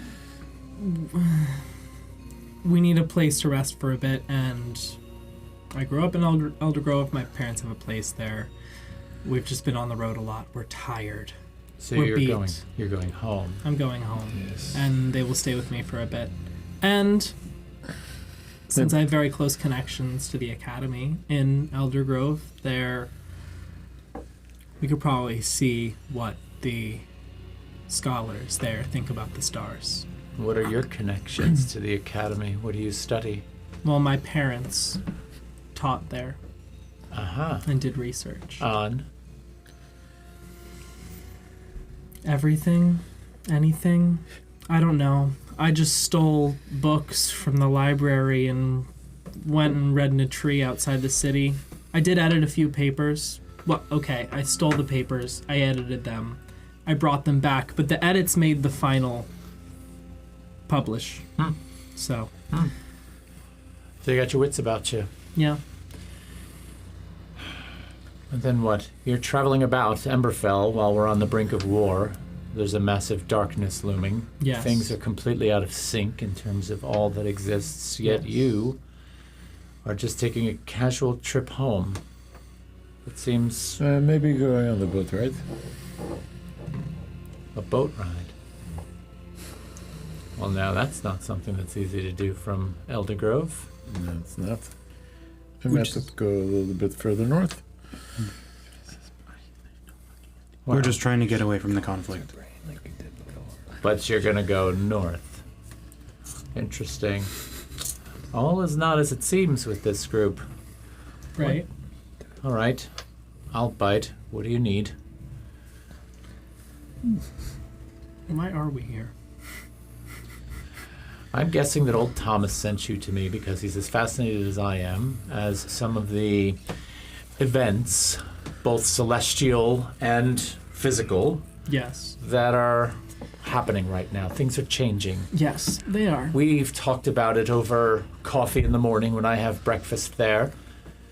And he's talked to me at night, passing in the streets once in a while as we sort of ponder some of our understanding of folklore and how things function orbitally. And so, yeah, we're curious. And whenever we have a chance to talk to somebody who has had those experiences, or potentially some kind of other mysterious connection to the world. We want to know what's going on. A healthy curiosity, yeah? Of course. What else? I'm a researcher. I'm interested in longevity and the sustaining of this place. This is my home. This is my home. I mean, of course. Well, Through as wants to give her an insight check and Go ahead. oh, nat 20. Nat 20. Holy shit. Crispy. Really just wants to know. It's a 26. If she can trust her. I would say that nat 20, you of all people, one of probably the most untrusting people in the group at first glance, and especially since you're a dwarf and she's an elf, the fact that she's from Eldergrove and the fact that you're from Frostholm, all of these realms should collide hard. You should have a disdain for her, and a rough one. You're more about a kind of metallurgy, a kind of, not really, I wouldn't even say science. You're more about craft, and she's more about this other kind of practicality, that these things should not align. Yet somehow, I won't say you're comfortable, but you're not in the place you should be. So you're more interested in the lack of conflict you're experiencing right now than some kind of just blanket trust that you might have on a nat 20. That intrigues you. I'd like to do a little look around in her place. I mean, we're in her foyer or Yeah. her parlor. Or? Yeah. Will you give me a perception roll? And were you saying something just before Thrud rolled for the... I don't remember, but I am curious. So there's the route that what's her name? Verbena's taking. There's the route that we're taking. Would there be a possible third route, like say going to Amakora, taking a boat, that would be a viable way to get to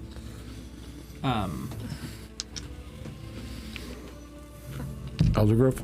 Afari? Afari? Thank you. I'll have you roll a survival check, just to basic check your geography. All right. What did you get in your perception? A 10. A 10. Oh, that's a nat fucking 20. Oh my god! All right. So it's a 22. That's like a lot tonight. Your 10 basically shows you that the interior of her space is, there's a lot of books. There is one very large desk that's covered in what appear to be mechanical drawings that seem to be science related. There's a lot of mathematical equations, there's drawings of different planetary bodies. You do notice drawings of the 3 moons. You notice that there are some lines drawn between different stars on different things. You're not sure what it means. Your understanding of the moon's trajectory and their relationship to the various metals that you deal with piques your curiosity, but other than that, you don't reveal. Not much is revealed. Your nat 20 makes you realize that you probably wouldn't have asked that question given your intense knowledge of geography based on that, because to get to Amakora on foot would take no less than 2.5, 3 weeks. Right. So you're basically going all the way back across the continent. And then the boat from there, if you did decide to take it up to Afari, would slam you right into the western wall of the Bond of Graven Witch. Okay. So, not ideal. I'm seriously trying to think of Another way to- third alternative route that could be put out there as like a rumor. As a rumor that you took? No, that someone like Lavinia took, who they might not know is dead. I see. To the best of your knowledge, there is only one road to Eldergrove, and that's the one you're taking. The road that Verbena took is actually going to swing her back northwest towards the Bond of Graven Witch. Right. So you're basically leaving the fork and you're going this way. You guys are heading up towards Eldergrove. She's heading up towards the Bond of Graven Witch. Interesting. Anyway. Yeah. Can I take a look out the window, see if any of those guys are out about? Give me a perception roll. So, 21? right now it's quiet where you are, but I'll let you stay on that alert for a little bit. So you have a post at the window. Posted it. So you've looked around. You've kind of gotten the gist of the inside of her place. You sort of feel like you might, to some degree, trust her. Or you don't distrust her, is a better way of putting it. What do you want to do here? Theresa looks over at the drawings that have Doter and Swoon and the connective lines. And looks at her and says, I have some experience with different properties of ores from the north that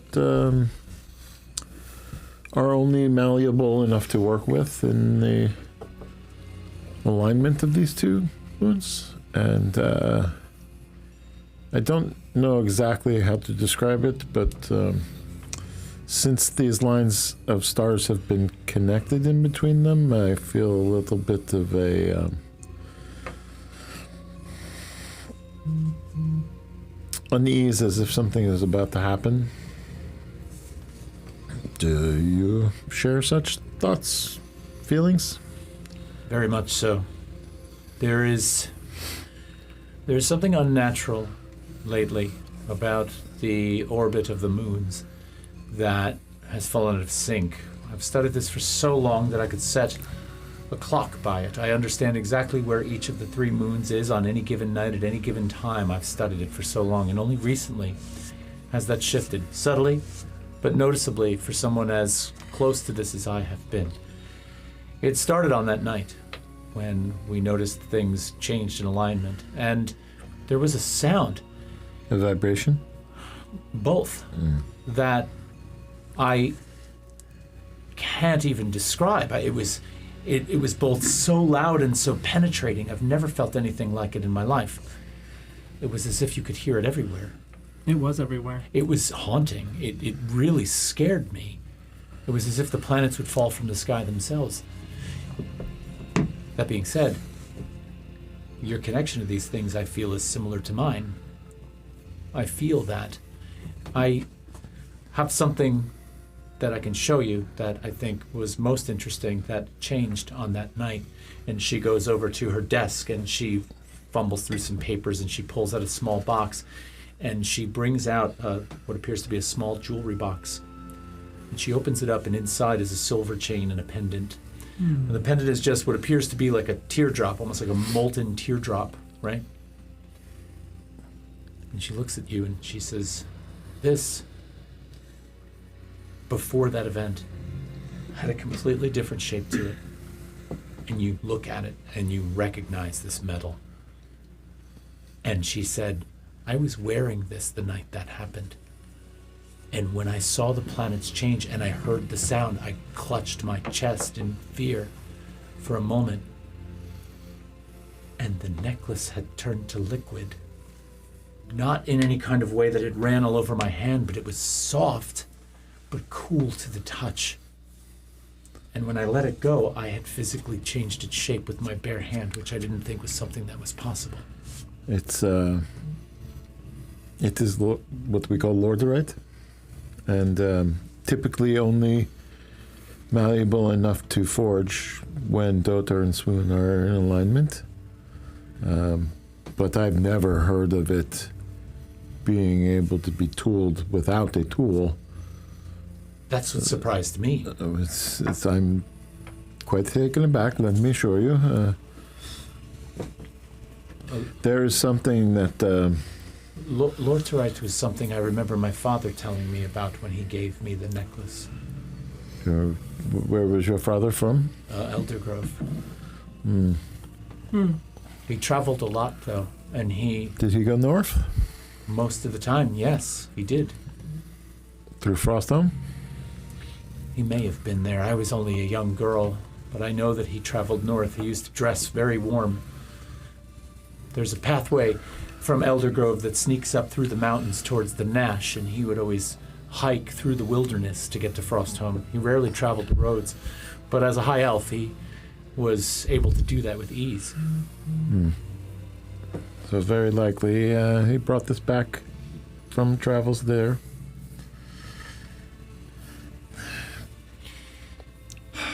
Here's what I think you should do. If you're traveling to if you're traveling to Eldergrove, my voice is failing me. A colleague of mine, his name is Dane Eurixus.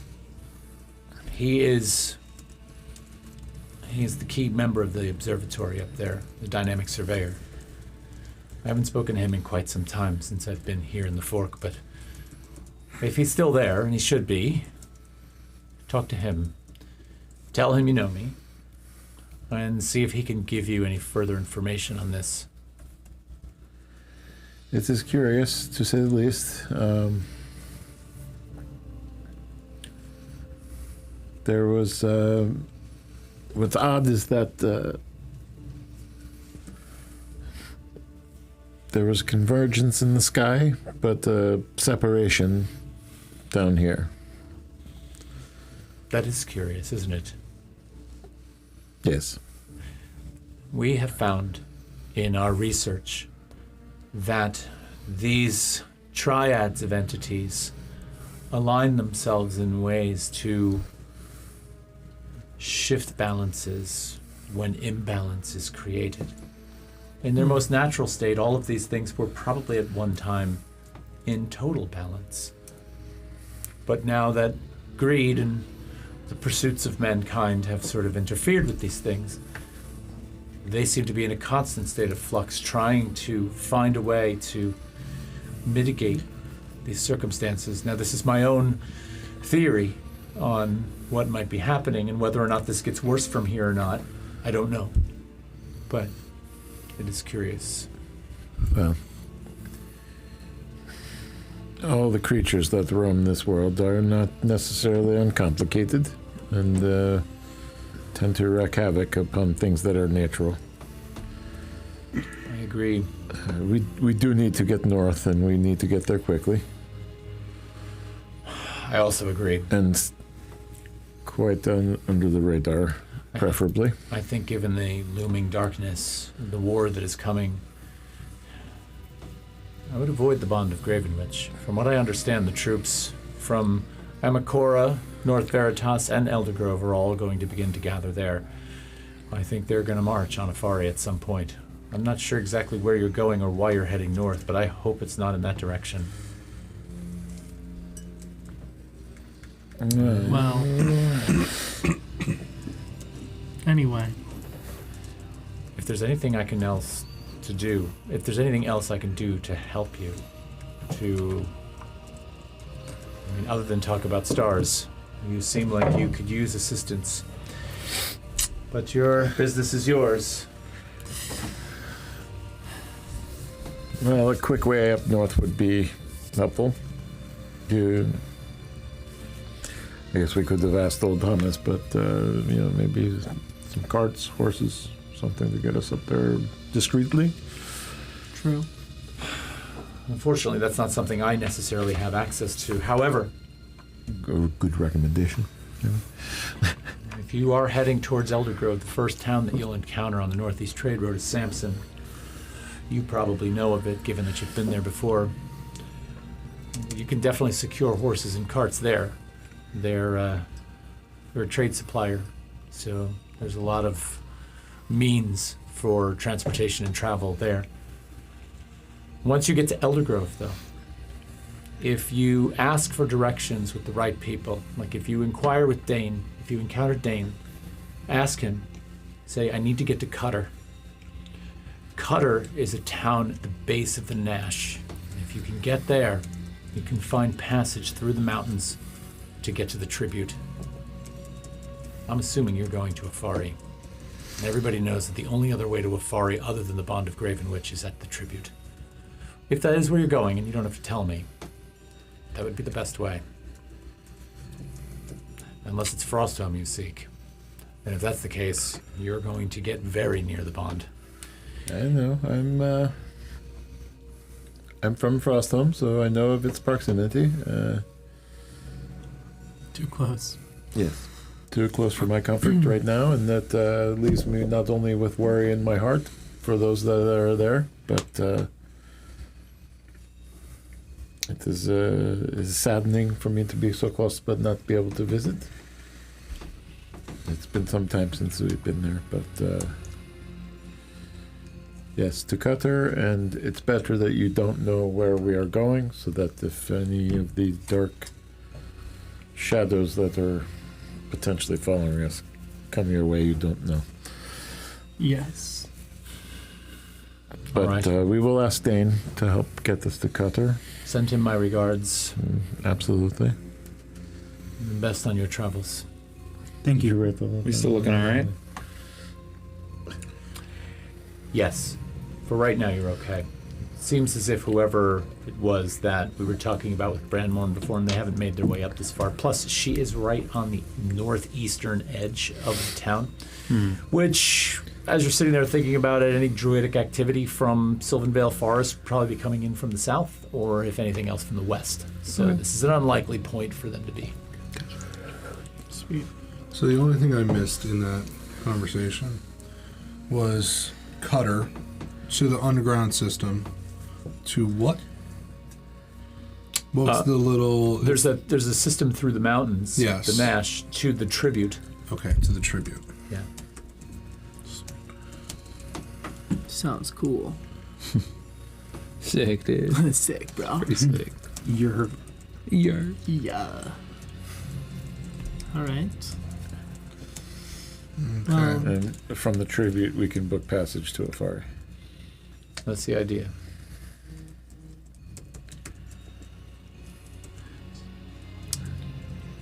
Okay. On the way? Making the way? Let's go. Thank you for your information and guidance, although, just be a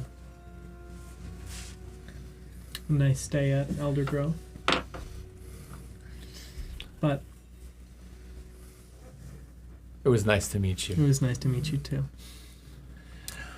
All right, so you leave Alarala's residence, and out the door you turn right Money? onto the northeast Trey Road. We weren't seen? She's all right. Okay. What's the matter? No. I'm invisible. The invisible one wants me to grease the wheels with our new friend. Oh, and drop some coin? Yeah. That's up to you. I will go over to her. No, it's all good. This is we're working on this together. You're coaching me on how to be a better, nicer person, and yeah, fine. I'll go over and just drop 5 gold onto her papers that have the alignment of Daughter and Swoon, and I will put them in line. And I don't want her to see this. I just want to do it and then walk out the door. There were 7 stars between doing God damn it! 7 gold. Then. insane. Just before we leave 8.7 gold. into public, I'm gonna use Pass Without Trace on the group. I'm just not gonna say anything to anybody, so theoretically they don't know, and we're just gonna walk normally. Hell yeah. Okay. Are you still the one that typically hangs back, Electo? Yeah. Now my question is, the way we're leaving town, that's the opposite of the battle, correct? Where did the battle take? So if you're looking at the town, at the fork itself, the Harvest Road is the branch of the fork that goes up into the west. That's where the battle took place, outside of town on the Harvest Road. That's the same road that Verbena took to sort of take the tail off of you. The road that goes up into the right is the northeast trade route, and that is the one you are heading up.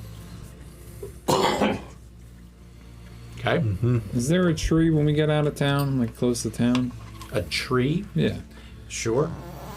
You're going to carve your brother's name in that tree? Yes, I am. Okay. As you're leaving her place, Thrud is carefully placing 7 gold pieces on the table. Circe is saying goodbye to Alarala. And you are turning to notice that Papillon is at the window looking out and surveying the situation. There's a small end table next to the table of drawings, and laying on top is one book. And you can see very clearly in the title that is embossed on the cover of it in silver leaf. It says the Codices of the Hearts. Walk up to it. And like run my fingers along the cover.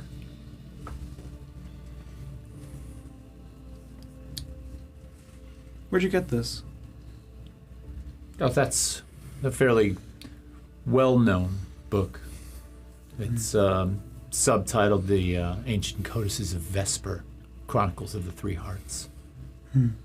It's a history of folklore that sort of covers the hearts and how they were brought into existence and what they stand for.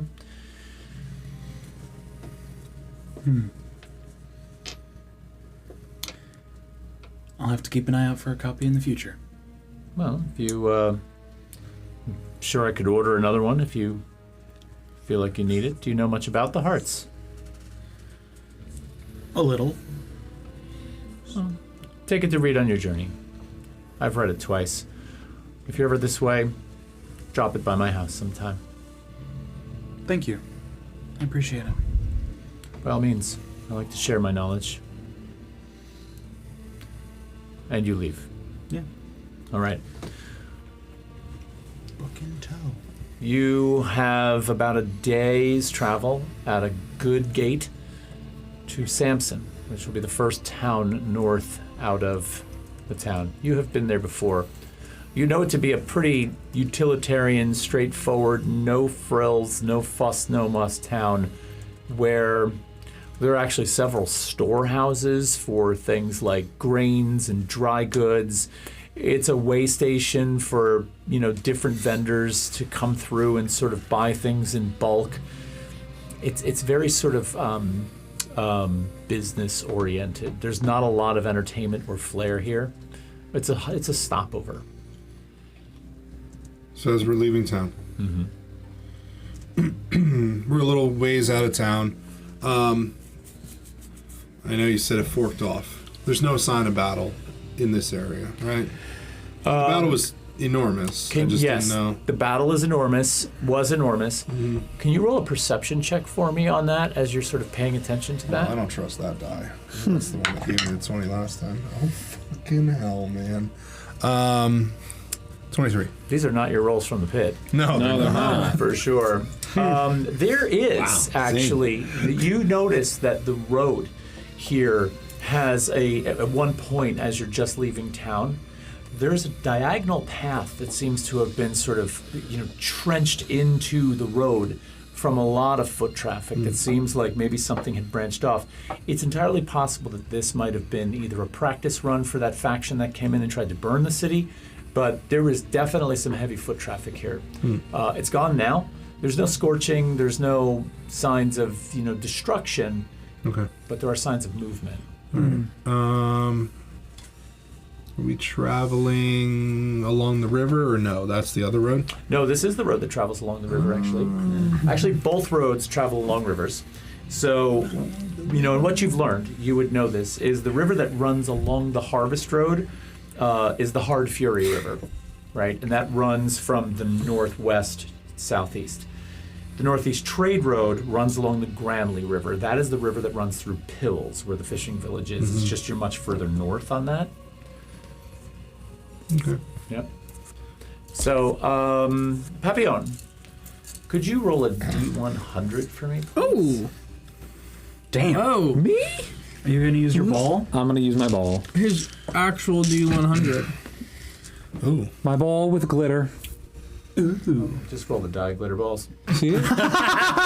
Wait, it's like No, you can see the you can see it glistening. Yeah. Oh, does it have an inside? Yeah, it's liquid. Nice. Yeah. Everything has Wait, Todd, look on the camera. Look on the Glitter camera. time in the tavern. Oh, yeah, I see it. That's beautiful. Glitter ball. You're like, all right, just roll the fucking dice. That's a 21. A 21? That's a 19. Okay. Okay. Okay. So, All right. You carve your name in a tree. Was that for that? I don't know. how far out of town would the tree have been? Not far. I was going to say probably not far. Not that far? Papillon tends to carve them close. And there's, you're on a river. There's a lot of trees, so...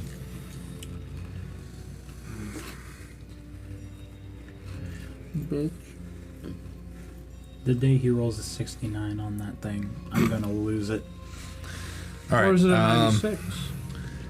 I guess let's travel a little Yeah, we're bit. traveling. All right. So you're going to spend the entire day Wait, traveling. that doesn't make sense. And I will say you did spend a little bit of time at Alarala's house. So you're getting a little bit of a late start, but not too late. I'm going to ask for 3 potential encounter checks. So for the morning, who wants to roll the d20 for me? Can you roll for it? Oh. What? Oh, sorry. Oh, do you want me to roll for it? Usually you roll for it. first. Oh, yeah, that's Okay. true. I roll for who goes first, typically. Okay. So here's what I'll do. If it's a 1 or a 2, I will start 1, 2, 3, 4, 5. I'll roll a d10 and divide by 2. How's that? Cool. Does that seem fair? Great. Brilliant. Here we go. Sickness. That's an 8 divided by 2 is 4. You will start. You will roll the first encounter one should I check, and then use? we're going to actually go in this direction. So Is it D20? Yeah, d20, please. Oh yeah, baby. Beautiful. That's a 13. No modifiers, right? What's that? No modifiers, right? No modifiers. That's a 13. So the morning is relatively uneventful, and as you're walking, you are enjoying the breakfast that old Thomas made for you. You're walking at a decent pace, but you suck the breakfast up pretty quickly, and it's good. Morning is uneventful. Can I have a scene? I think you should have a scene. I want to kind of walk up to Thrud. Oh no! I can't wait. Oh, I'm just gonna Son, sit on back. Yeah, I'm gonna enjoy this. Thrud. Hello? Yeah.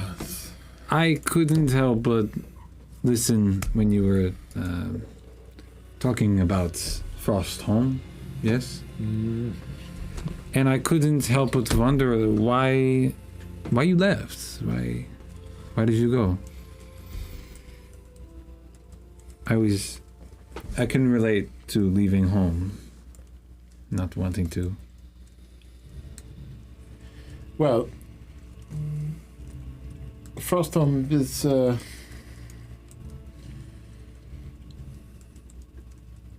it's a complicated place, but I had business in North Veritas. I had to deliver some things that I had built, and along the way, I found myself en route with this lot. So really, we're just two peas in a pod, you and me. I wouldn't go that far. But you know, Why are we talking about vegetables? This is. I'm sorry. It's a saying from the roost. But what I'm saying is that I get it. Like I also left, and I didn't think much of it. I thought I'd be home like relatively soon after. But I also am caught up with this lot, I guess. So I'm. You going to go home after this? After Yes, I have much business to take care of at home, and that's all I need to say to you about that for now. I'm not trying to pry. I just was Why curious. did you leave your roost, huh? So I'm the youngest of 7, actually. And my next older brother, Corval, he left the roost.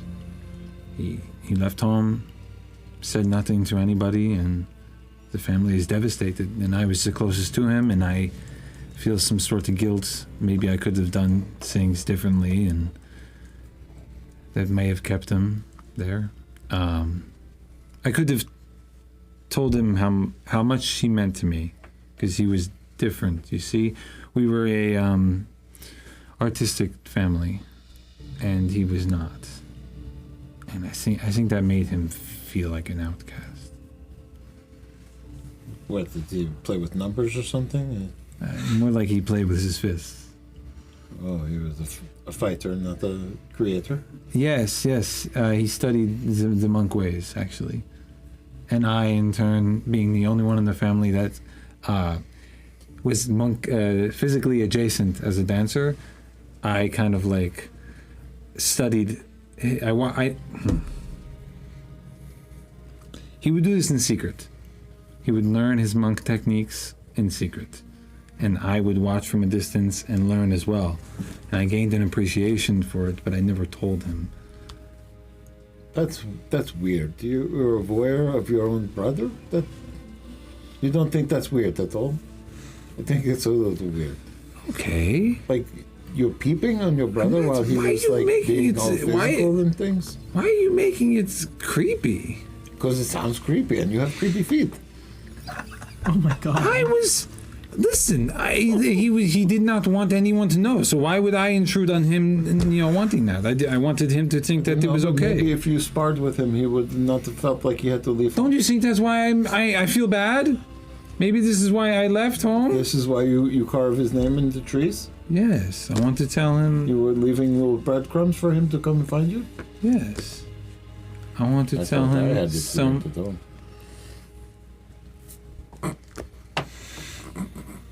Okay. I feel bad about this already. Why do you feel bad? Maybe if I said something to him, he wouldn't have left and felt alone. Maybe. But the only people we can control are ourselves, huh? This is true. So maybe don't put so much shit on your own shoulders, huh? Maybe there was something else that caused him to leave. Maybe. He was mysterious. I don't know exactly all he was into. Do you have creepy feet too? Do all We all have creepy feet. Well, I wanted to know. Yes, we all have creepy. Hey, listen. You have to understand that from my point, it's weird. You can hold on and sleep. It's okay. Odd. I want to say something. It's odd. I want to say something. Okay, go ahead. And I don't want it to be offensive. Good luck. Oh.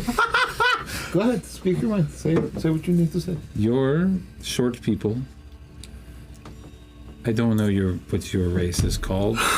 You're shorter, hairy people. Your females have beards, and yes, I do not know why. And that's weird to me, but I hadn't said anything. Yes, but I don't swing by my beard and sleep at night. You tie it in fun knots. It's on my head, not far from my chin.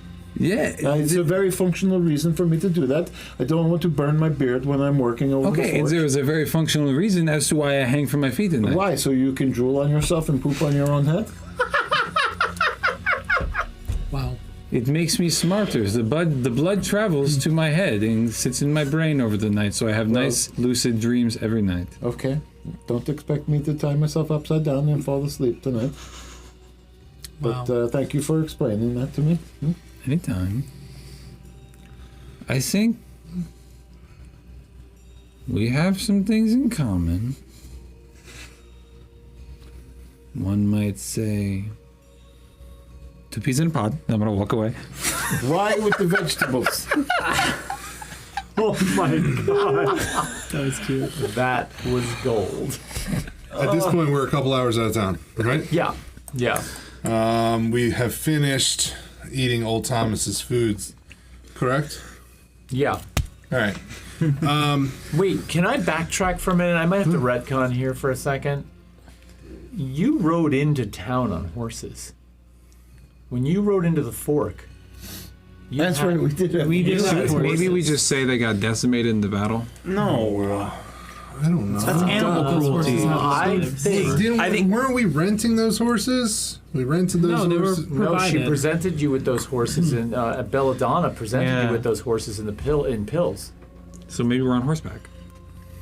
We're on horses. I'm gonna retcon this and just turn it into you do have your horses. Right. Perfect. All right. And Sweet. still, we were under pass without trace.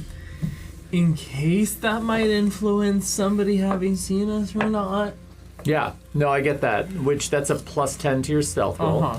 So I'm not going to call for a stealth roll right now, but I will consider the fact that you have passed without a trace on. That's really weird.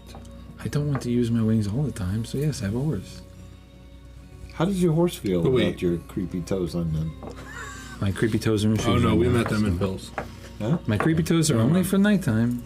Oh, so you have your shoes on. I have my shoes on. You crack your toes backwards to go into your shoes. Yes. And I'm the weird one because I have a beard. Yes. But we still had that convo on horseback. Yeah. Cool.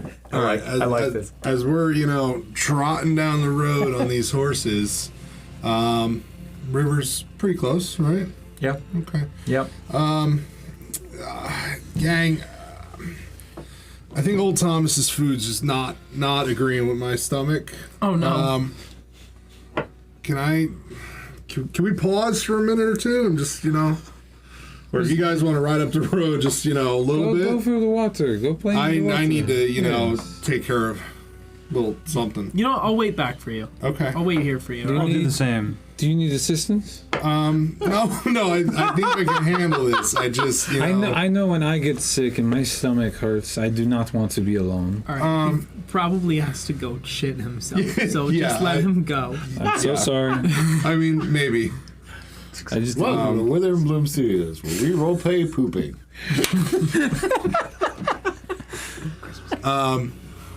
Okay, so it seems like everyone's just going to kind of hang out on the road. Yeah, we're gonna watch.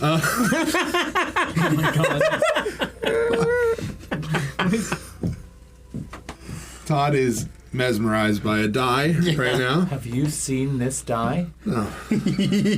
Okay. Is it to die for? Can we pause for one moment? Sure, we Yes. can pause for a moment. Atticus You can fuck has up my a scene. D20 that is about being rickrolled. So Oh my the different God. numbers say never gonna give you up, and the nat 20 is Rick Astley, kind of like, Jiggin. and then the nat 1 says Rick rolled. This is phenomenal. Was that Christmas? Yeah, that was a Oh Christmas gift my- from 3D. That's brilliant. That's fuckery. All I kept looking over and I kept seeing the 2 and it just said never. I'm like, why does the 2 say never? Brilliant. Branmore, please continue with your scene, and I'm sorry Thank for the you. interruption. I'm really No, that it's was fascinating fine. that die.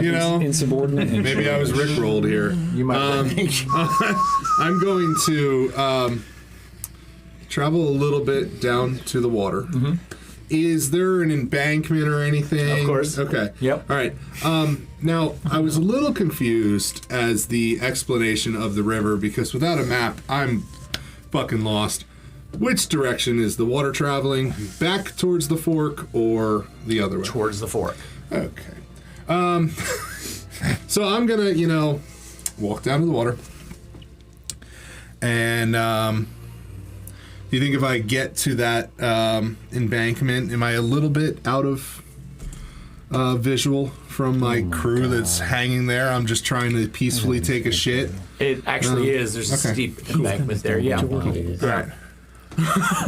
What? I don't have know that what skill. you're doing. So I'm gonna, I'm just gonna squat down, and I'm actually going to grab the bag that has the heart, and I'm going to transform into my ring.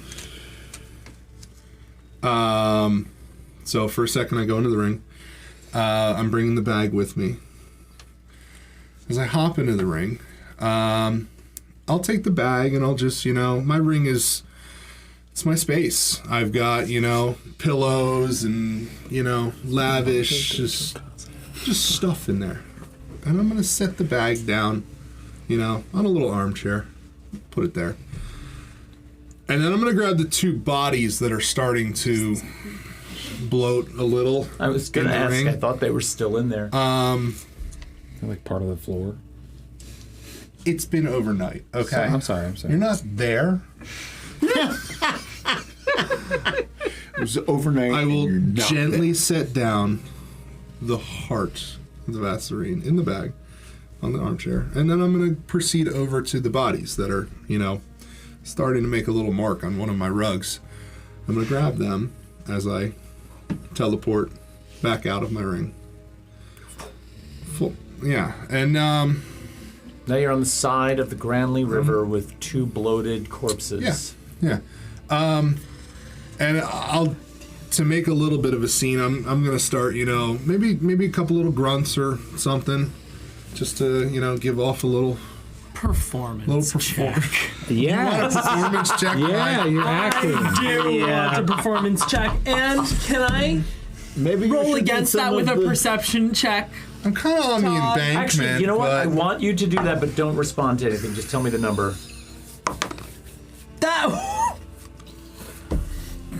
That is a 24. Okay. And what's your performance check? Not that. You really? Yeah. All right, just 23. oh, wow. I mean, this is a pretty good fucking performance. Let's for, leave that there. Right. What are you doing with the bodies as you're grunting? I'm actually just gonna leave them on the embankment. Okay. Just gonna kind of push them up to the side, and I'll spend another couple of minutes. Then maybe I'll, splash some water, clean myself up a little bit, Okay. and then I'll proceed back up to the group. And I'm gonna kind of give one of those weird walks that Think you shit your pants? yeah, not quite shit your pants, but Right. you just went through a little something. Yeah. Well, They you get just it used kinda- the Granley River as a bidet. Yeah. So, Seriously's gonna go, yeah? 1 second. Yeah. Hold up. The rest of you are standing on the Northeast Trade Road while Branmore proclaims that he needs to take care of business and disappear down the embankment. And so you're standing on the side of the embankment, and you, of course, crack a couple of jokes, and you, of course, respond in kind. And he's gone for quite a while. And then, of course, you hear the grunting, and you kind of eyeball the whole situation suspiciously. Roll perception check. You did your perception check for me already, so I've got you. Roll perception, everyone else. Yes. Okay.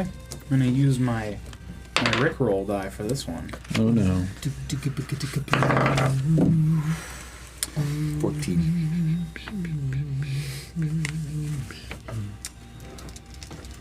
16 from Electo.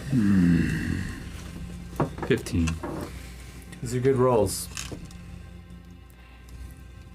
It's a sunny day. There are billowing white clouds in the sky. And as you're standing there dropping a few jokes, as Branmorn's dropping a deuce, I fucking knew it.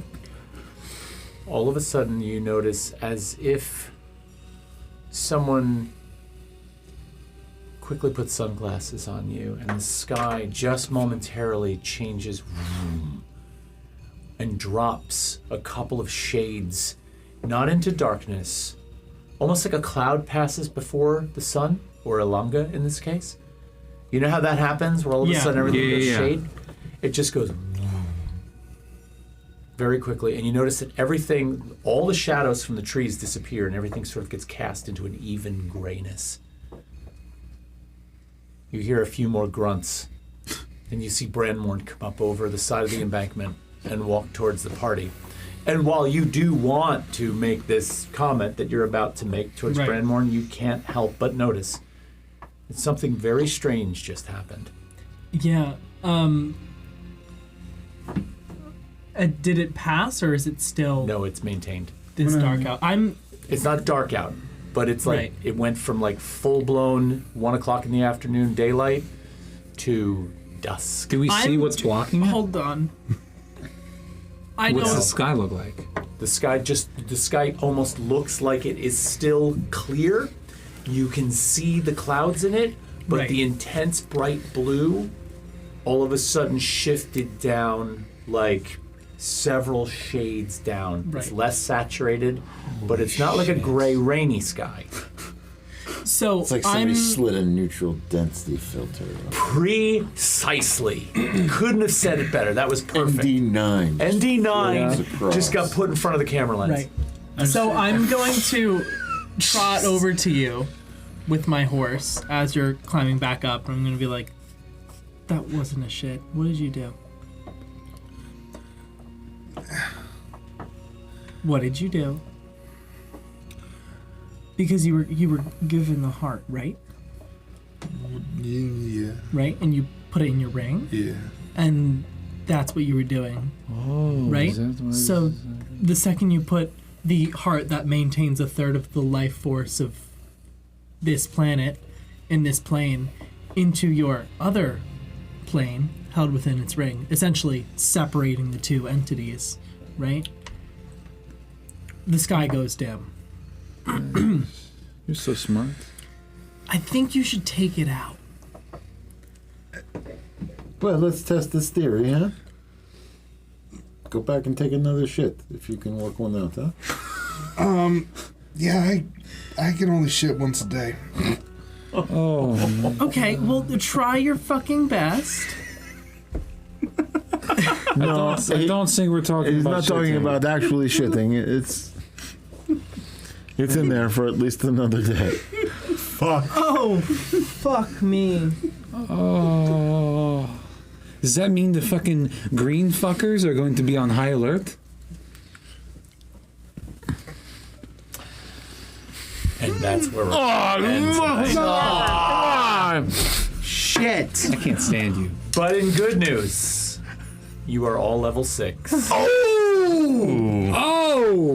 So if you would like to roll your hit dice now, your hit point dice now, I'm doing that. Oh, shit. I'm doing that. just in case you need to take the DM option, I'm here for you.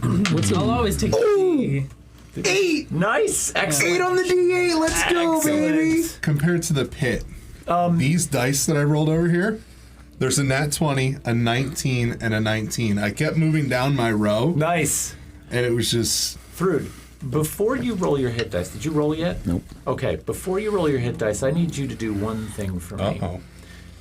Can you roll a Constitution saving throw for me? What? And roll a new character. We're good.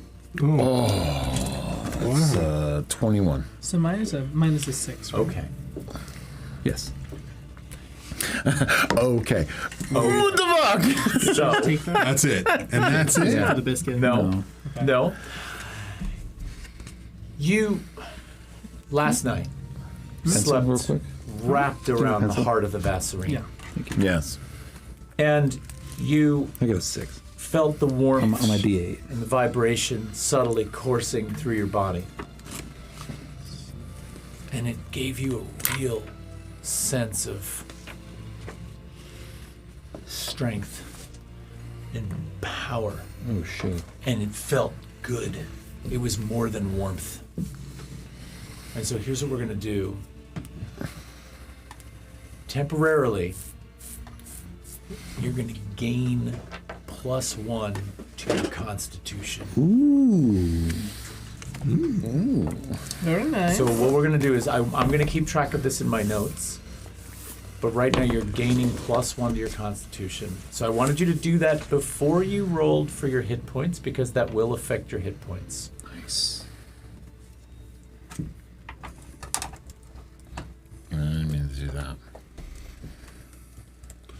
There's a way to... Do I get more spells? Yeah. Sweet. I think you can override it somewhere. All right, anybody need the DM's option on the hit die No, I roll? didn't roll it. No, sir. Go ahead and make sure you roll, Got a please. 6 on an 8. I might keep it. Okay, keep it a 6. I got an 8 on the D8. I got a 4 on a 6. I'm sitting 4 to pretty 6 is decent. 53. Uh-oh, Brandmorn's considering the option.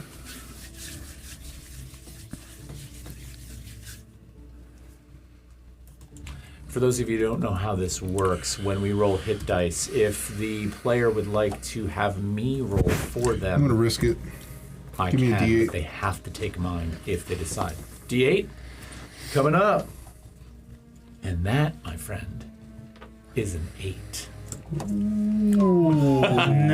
Good gamble. Nice. There we go. Give yourself Mine was 8 a hit 4. points. I rolled a 4. You rolled a and 4? I rolled a 4, and I was like, Oh, I'm yeah, gonna that's gamble. worth it. Worth it, Totally worth worth it. Through what'd you awesome. get? Nice roll, thank you. I didn't do it yet. Your D8? Yeah. Yeah. While we're rolling these, if you are still watching, number 1, thank you so much. And number 2, if you haven't subscribed yet, come on, let's do this. Hit that subscribe button. You got 2 tonight? Yeah. Yeah, you want it? I'm going to go for, I'm going to roll it. You can decide whether or not you want it. What'd you get? 6. On a what? 8. Oh, Don't do that. No, don't do that. Just No, take it. I got a 6 on an 8. Nathan too. will tell you that that's not good odds. I know it's. I For what? He got a 6 out of 8, and he's thinking about re-rolling. I wasn't thinking about re-rolling. Oh. Okay. Just All right. Yeah. yeah.